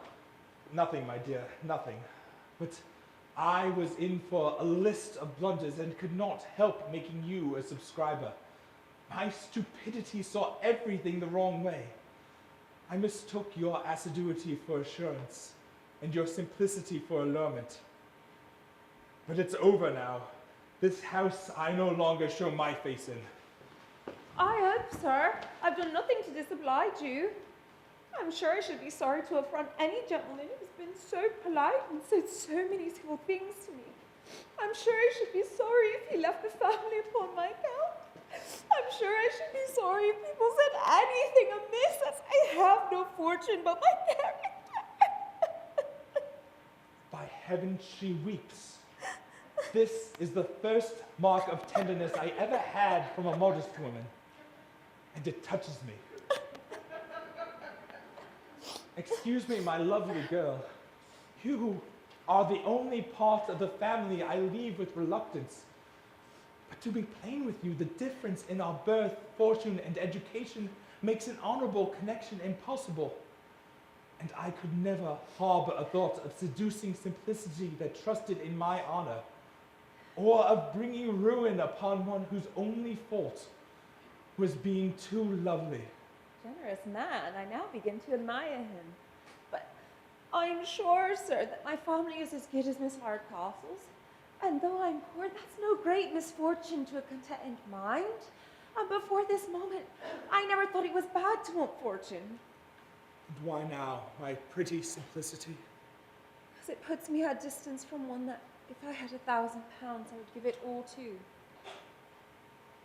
The simplicity bewitches me, so that if I stay, I'm undone.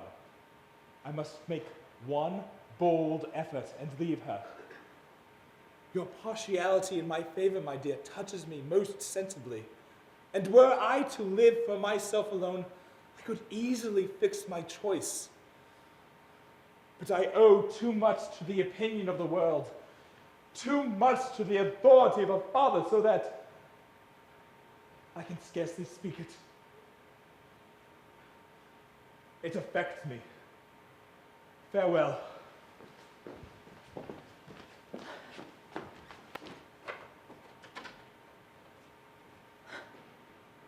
I never knew half his merit till now. He shall not go if I have power or art to detain him. I'll still preserve the character in which I stoop to conquer, but shall undeceive my papa, who perhaps may laugh him out of his resolution.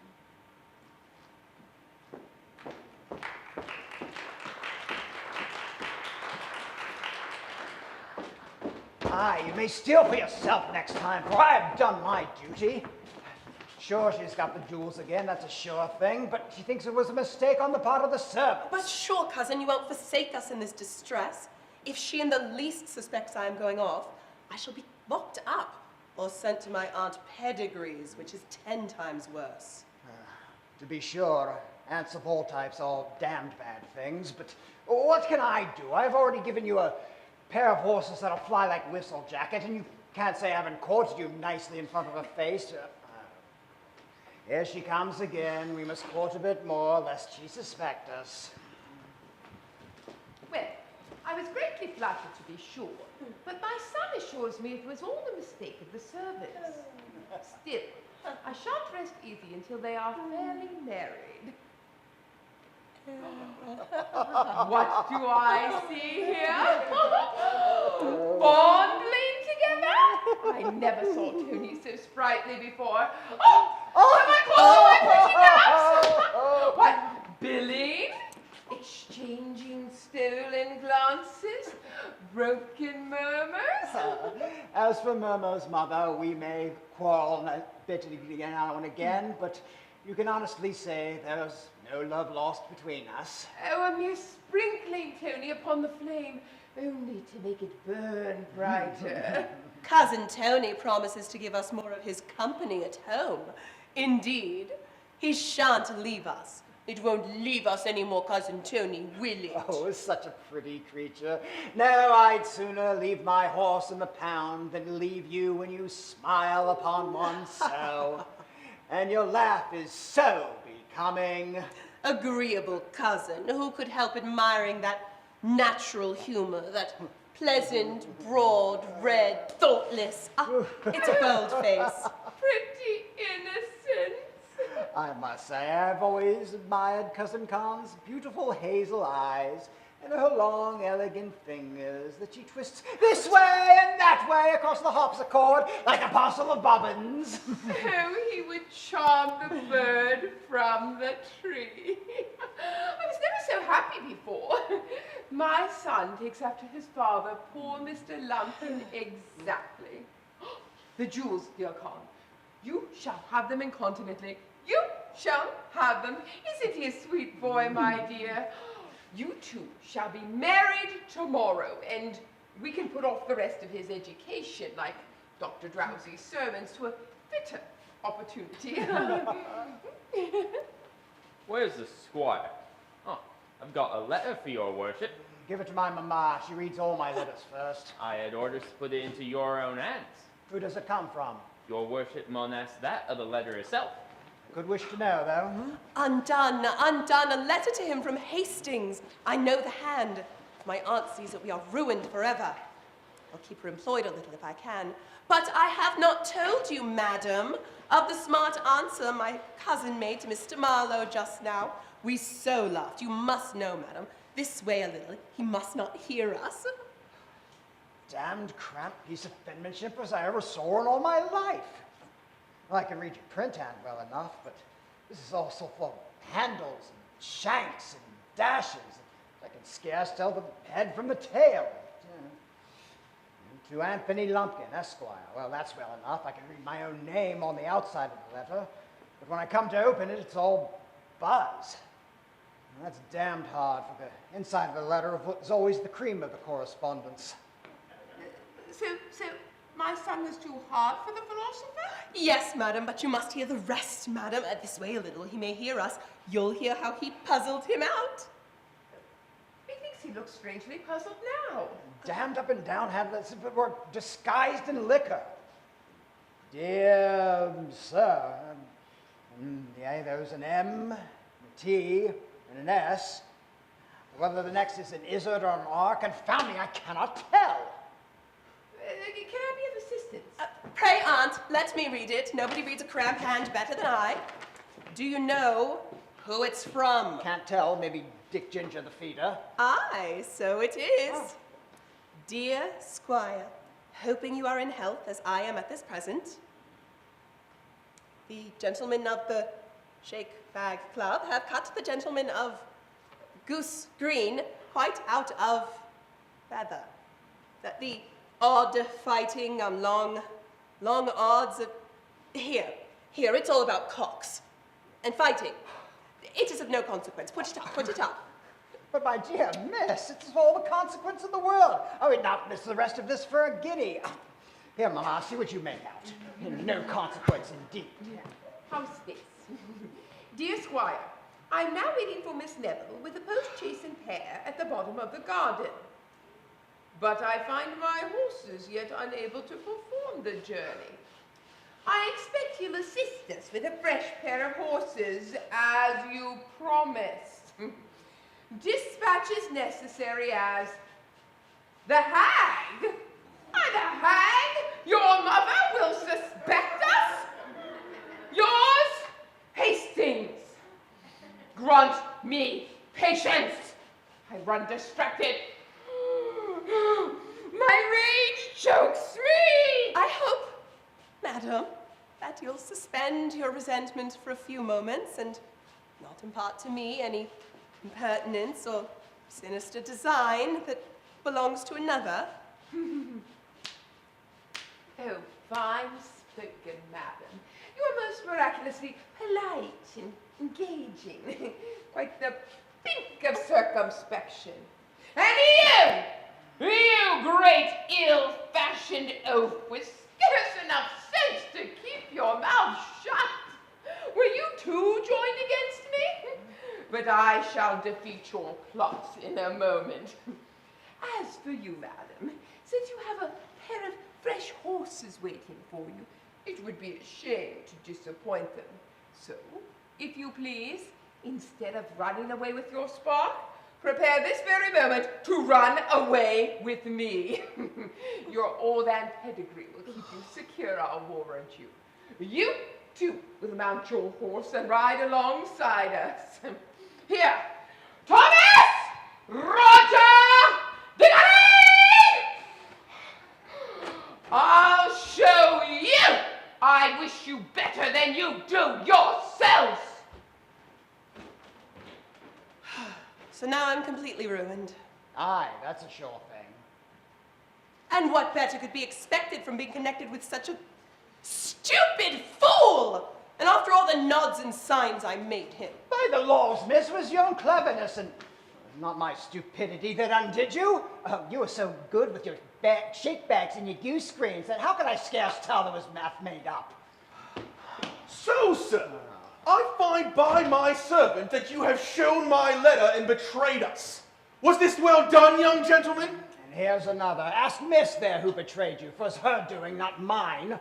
So, I have been finely used here among you, rendered contemptible, driven into ill manners, despised, insulted, laughed at. And here's another. We should have old Bedlam break soon loose enough. Aye, sir, and there is the gentleman to whom we all owe every obligation. What can I say to him, a mere boy, an idiot, whose ignorance and age are a protection? A poor contemptible booby that will but disgrace correction. Yet with cunning and malice enough to make himself merry with all our embarrassments. An insensible cub. Replete with tricks and mischief. Bah! Damn you, I'll fight you one after another, with baskets! As for him, he's below resentment. But your conduct, Mr. Hastings, requires an explanation. You knew of my mistake, and yet would not undeceive me. Tortured as I am with my own disappointments, is this a time for explanations? It's not friendly, Mr. Marlowe. But, sir... Mr. Marlowe, we never kept on your mistake until it was too late to undeceive you. Be pacified. My mistress desires you get ready immediately, madam. The horses are put into. Your hat and things are in the next room. We should go 30 miles before morning. Yes, well, I'll come presently. Was it well done, sir, to assist in rendering me ridiculous? To hang me out for the scorn of all my acquaintance?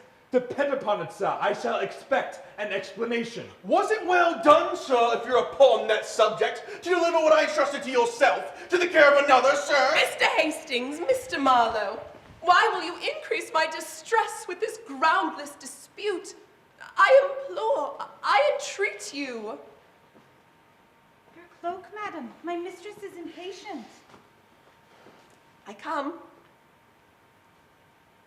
Pray, be pacified. If I leave you thus, I shall die with apprehension. Your fan, muff, and gloves, madam. The horses are waiting. Oh, Mr. Marlowe, if you knew what a scene of constraint and ill nature awaited me, I am sure it would convert your resentment into pity. I'm so distracted by a variety of passions, I don't know what I do. Forgive me, madam. George, forgive me.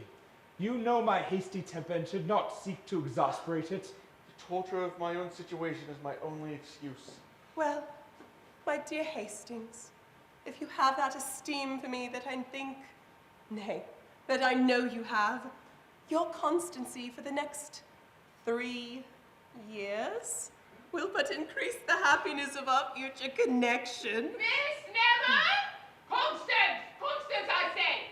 I'm coming! Well, constancy. Remember, constancy is the word.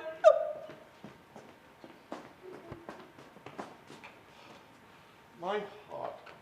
How can I support this? To be so near happiness! And such happiness! You see now, young gentlemen, the effects of your folly. What might be amusement to you is here disappointment and even distress. Ye God, I have it. It is here. Give me your hands. And yours, my poor sulky. My boots there, how? Meet me in the garden within 2 hours, and if you don't find Tony Lumpkin a more agreeable fellow, well, you have leave to take my fastest horse. And bet Bouncer in the bargain. Come along. My boots there! Huh. How?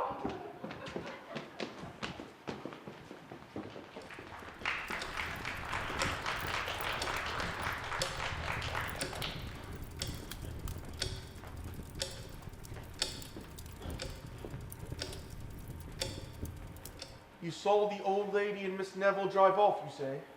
Yes, sir. They went off in a post coach and the young squire on horseback. They're 30 miles off by this time. Then all my hopes are over. Yes, sir. Old Sir Charles has come down from London, and he and the old man of the house have been laughing at Mr. Marlowe's mistake this past half hour. They're coming this way. Then I must not be seen. So now to my fruitless appointment at the bottom of the garden. It's about the time.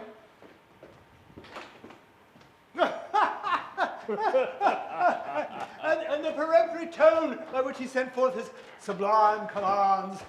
And the reserve with which I suppose he treated all of your advances. Well, I would have thought that he would have seen something in me besides a common innkeeper. Yes, Dick, but he mistook you for an uncommon innkeeper. Well, I am too full of spirits to think of anything but joy.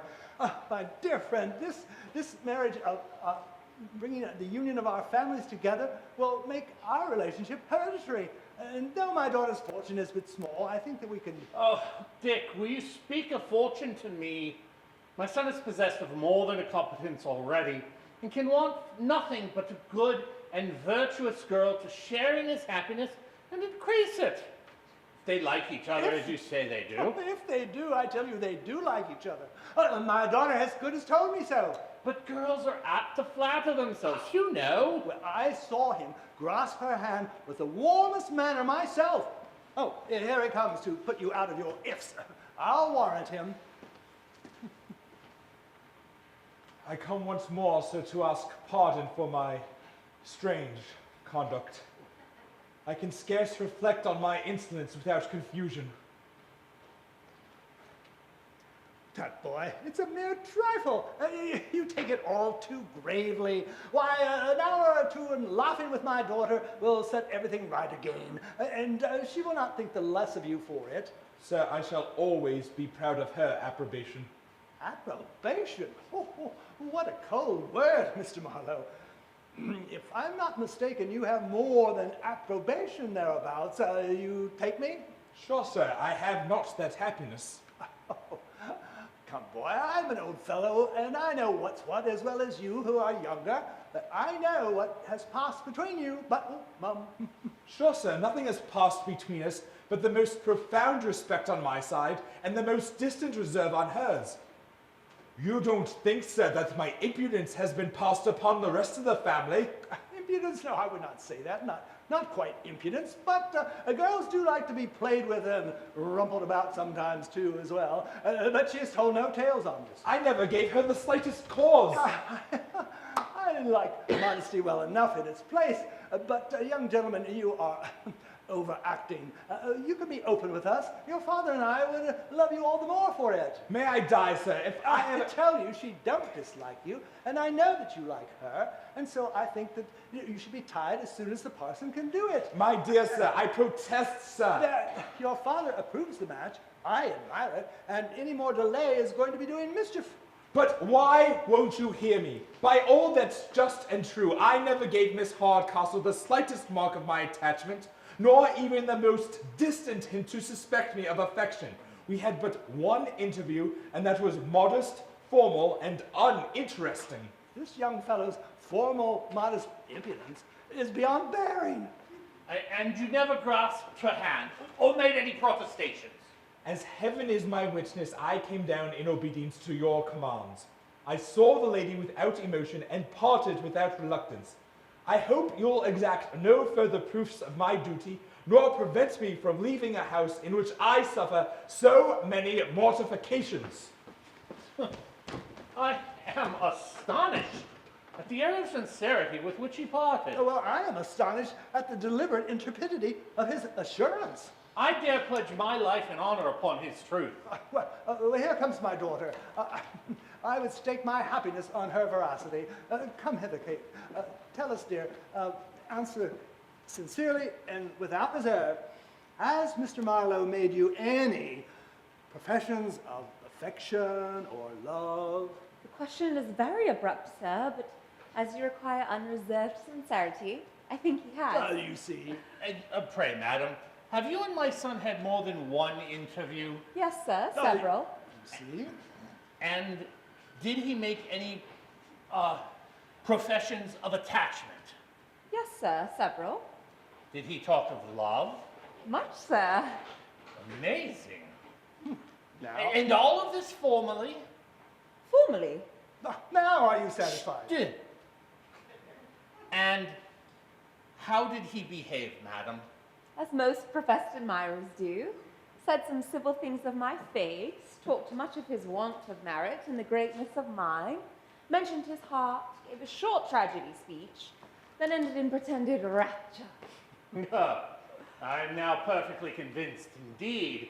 I know my son's conversation among women to be modest and submissive. This forward, canting, ranting manner by no means describes him, and I am confident he never sat for the picture.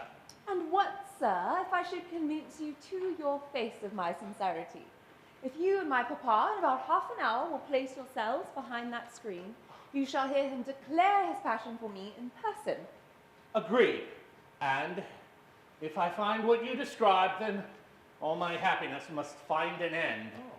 And if you don't find what I describe, I fear my happiness must never have a beginning.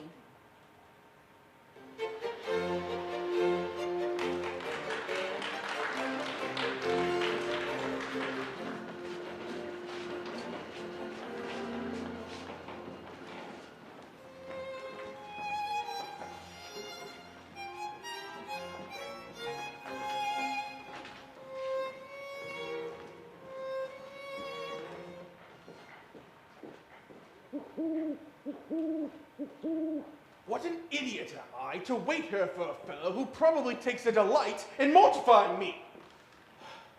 He never intended to be punctual, and I'll wait no longer. Oh, God. What do I see? It is he, or perhaps I lose my confidence. My honest squire, I'll now find you a man of your word. This looks like friendship. I am your friend, and the best friend you have on the world, if you knew but all. This riding by night, by the by, is cursedly tiresome. I am shook worse than a basket of a stagecoach. But how? Where have you left your fellow travelers? Are they in safety? Are they housed? Well, 25 miles in 2.5 hours is not such bad riding. But the poor beast has smoked for it. Rabbit me, I'd rather chase after a fox for 40 miles than 10 after such vomit. Well, but where have you left the ladies? I die with impatience. Leave them? Well, where should I leave them? But where I found them. This is a riddle. Well, riddle me this. What goes around the house and around the house, but never touches the house? I'm still astray. Why, that's it, man. I led them astray. There's not a bog or a slough within 5 miles they know not the taste of. I understand. You took them in a round while they supposed themselves going forward. And now you've at last brought them home again. You shall hear. First, I took them down Featherbed Lane, where we stuck fast in the mud. Then, I rode them crack over the stones of Up and Down Hill. And then, I introduced them to the gibbet on Heavy Tree Heath. And then, with a circumnibus, I fairly lodged them in the horse pond at the bottom of the garden. But no accidents, I hope. Oh, no. Well, Mother is confoundedly frightened. She thinks she's some 40 miles off. She's sick from the journey, and the cattle can scarcely crawl. So, if your own horses be ready, whisk off with cousin. And I'll make sure that no one follows you. My dear friend, how can I be grateful? Aye. Now it's dear friend and noble squire before it was idiot and cub and run me through the guts. Well, damned your way of fighting. After this knock in the country, we kiss and be friends. But if you had run me through the guts, then I should be dead and you may kiss the hangman. The rebuke is just, but I must hasten to relieve Miss Neville. If you keep the old lady employed, I promise to take care of the young. Never fear me. Oh, vanish. Here she comes. She's got from the pond and is bedraggled from the waist down like a mermaid. Tony, I'm killed, shook, battered to death. I shall never survive it. That last jolt against the quickset hedge has done my business. Alack, Mamma, it was your own fault. You would be setting out by night without knowing an inch of the way. Oh, I wish we were at home again. I never met so many accidents in so short a journey. Drenched in the mud, overturned in a ditch, stuck fast in a slough, jolted to a jelly, and at last to lose our way so far from home. Whereabouts do you think we are, Tony? By my guess, we must be upon Crackskull Common, some 40 miles from home. Oh, Lord, the most notorious spot in all the county. We only need a robbery to make a complete night on it. Oh, don't be afraid, Mama. Don't be afraid. 2 of the 5 that kept here are hanged, and the other 3 may not find us. Don't be afraid. Don't be afraid. Is that a man galloping up behind us? No, that was only a cow. Well, don't be afraid, Mama. The fright will certainly kill me. Is that a black cat you see running around the thicket? Death! No, that's a bull. Huh. Well, don't be afraid, Mama. Don't be afraid. Is that a man I see coming towards us? If he perceives us, we are undone. Father-in-law, by all that's unlucky, come to take his evening walks. It's a hangman! With pistols as long as my arm! A damn young-looking fellow! Oh, good heavens, defend us, he approaches! Quick, hide yourself behind the thicket. If there be any danger, I'll cough and cry. If you hear me cough, be sure to keep close.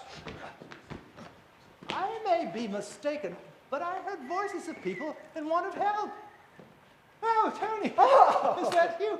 I did not expect you so soon back. Are your mother and her charge in safety? Ah, very safe, sir. At my Aunt Pedigree's, sir. Oh, I perceive this danger. 40 miles in 3 hours? Oh, that's much too fast, young sir. Oh, stout horses and willing minds make for short journeys, so they say. Oh, sure he'll do the poor boy no harm. I heard a voice here, and I am desirous to know from whence it came. It was me, sir, talking to myself, sir. I was just saying that 40 miles in 4 hours is very good going. And so it is, sir. May we go inside, sir? I seem to have caught a bit of a cold. But if you talk to yourself, you did not answer yourself. I am certain I heard 2 voices here, and I am resolved to find the other out. He means to find me out! Oh, what need you go, sir? If I tell you so, sir. I'll lay down my life upon the truth. I'll tell you all, sir. I tell you, sir, I will not be detained. I will see. It's in vain to think that I would believe you. Oh, Lord, he means to kill my boy, my darling! Good gentlemen, whet your rage upon me, but spare his life, spare my child, if you have any mercy. My wife, and I'm a Christian. But whence did you come, and what does she mean? Take compassion on us, good highwayman. Take our money, our watches, all we have, but spare this life. We will never bring you to justice, I swear we won't, good Mr. Highwayman. This woman must be out of her senses. What, Dorothy? Don't you know me? Mr. Hardcastle? Oh. Oh, my fears blinded me. But who, my dear, would have thought to find you so far from home at this frightful place? What brought you to follow us? Oh, Dorothy, you have not lost your wits? So far from home? When you're only 40 yards from your own door? This is one of your tricks, you graceless rogue, you. Don't you see? There's the gate and the mulberry tree. And don't you remember the horse pond, darling? Oh, yes. I shall remember the horse pond as long as I live. I have brought my death. And it is to you, graceless varlet, that I owe all this. I'll teach you to abuse your mother, I will. Egad, Mamma, the entire village says you abuse me, sir. And now you may take the fruits upon it. Well, Esmeralda, however, in his reply. My dear Constance, why will you deliberate thus? If we delay but a moment, all is lost forever. Pluck up a little resolution, and we shall soon be out of the reach of her malignity. I find it impossible. My spirits are so sunk with the agitations I have suffered today, I find I am unable to face any new danger. 2 or 3 years' patience will at last crown us with happiness. Such a tedious delay is worse than inconstancy. Let us fly, my charmer. Let us date our happiness from this very moment. Perish fortune, love, and content will increase what we possess beyond a monarch's revenue. Let me prevail. No, Mr. Hastings, no. Prudence once more comes to my relief, and I will obey its dictates. In a moment of passion, fortune may be despised, but it ever produces a lasting repentance. I am resolved to apply to Mr. Hardcastle's compassion and justice for redress. But though he had the will, he has not the power to relieve you. But he has influence, and on that I am resolved to rely. I have no hopes, but since you persist, I must reluctantly obey you.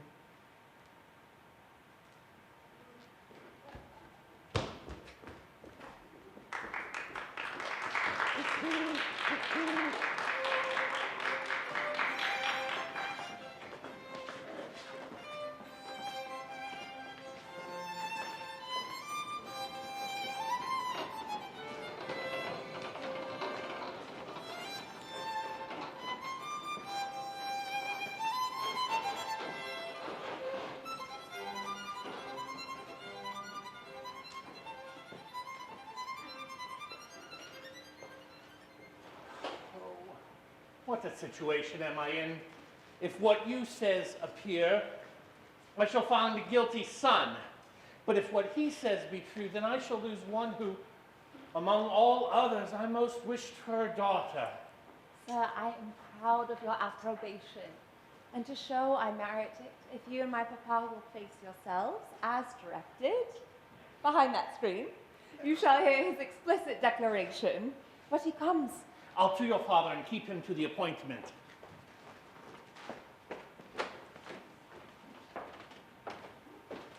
Though prepared for setting out, I come once more to take leave.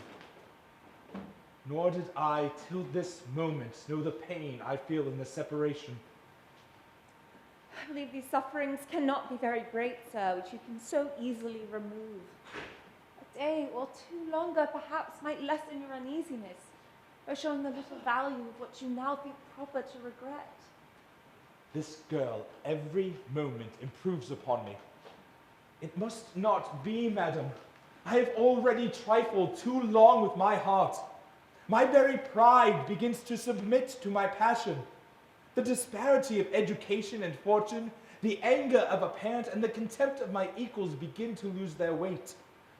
And nothing can restore me to myself but this painful effort and resolution. Then go, sir. I'll urge nothing more to detain you.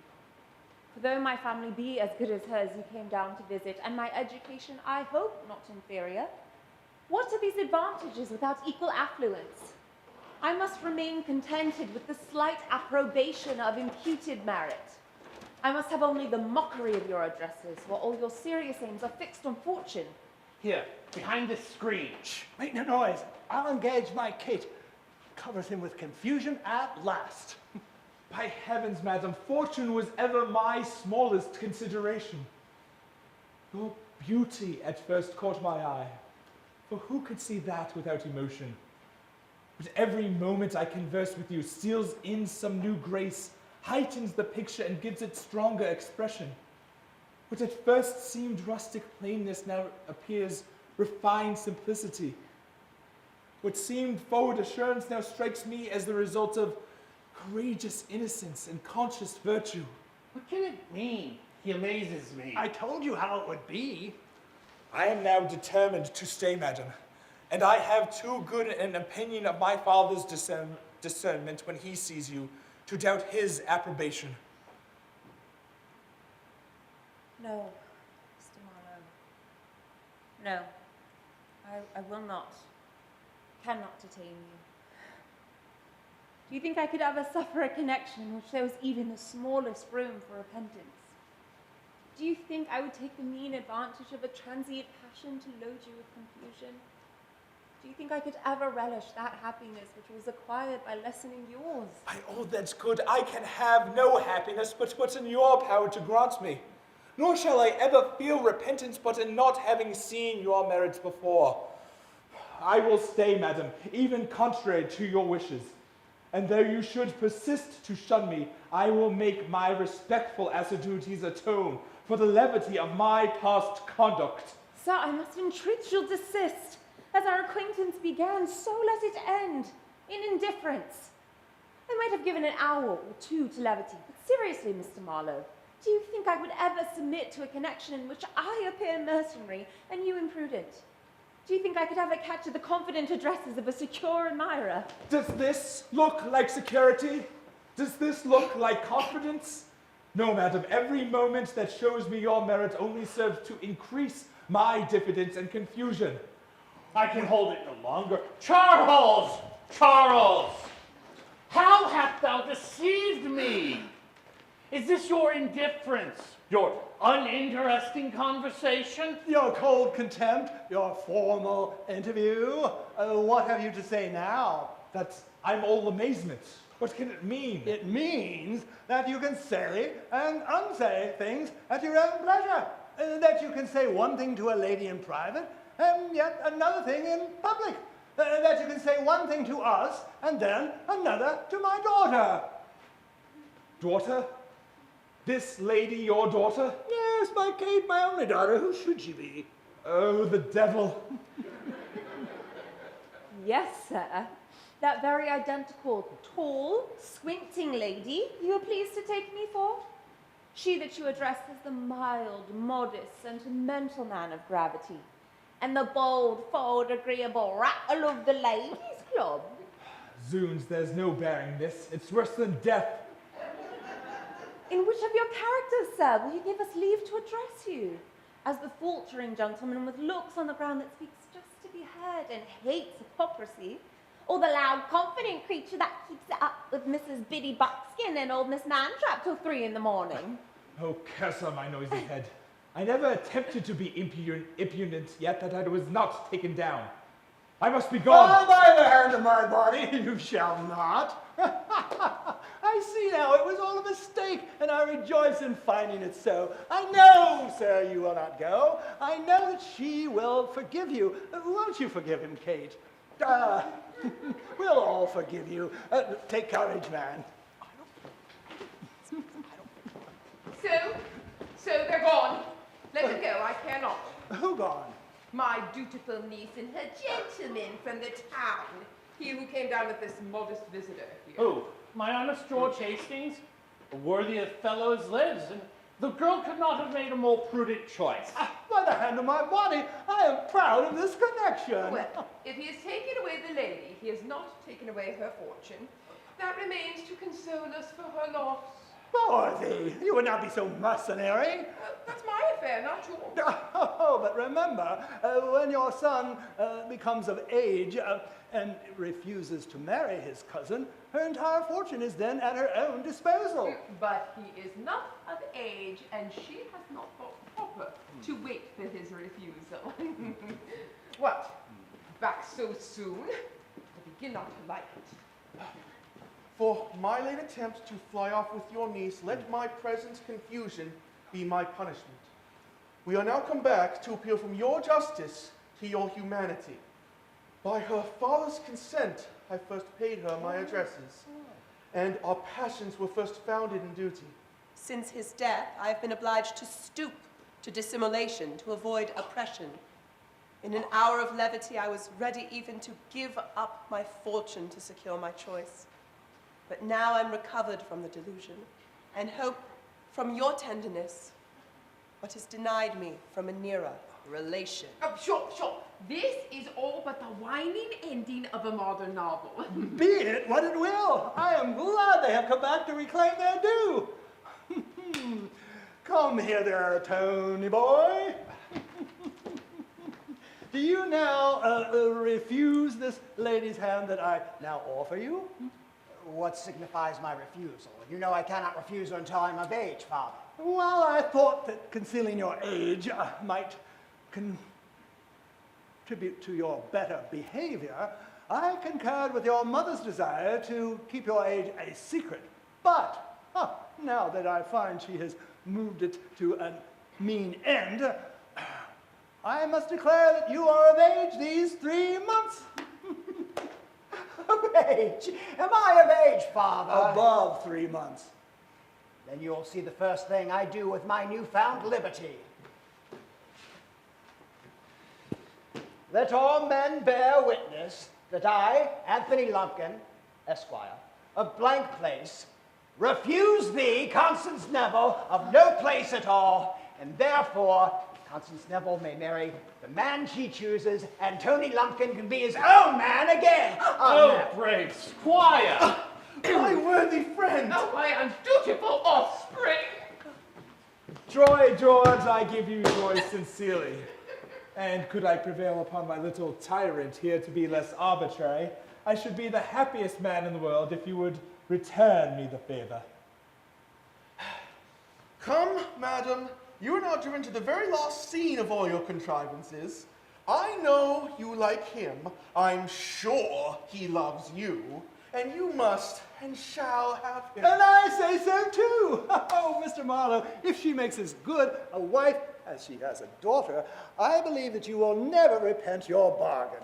So, now to supper. And in the morning, we'll gather the poor of the parish about us, and the mistakes of the night shall be crowned with a merry morning. And so, boy, though you are mistaken in the mistress, my wish is that you will never be mistaken in the wife.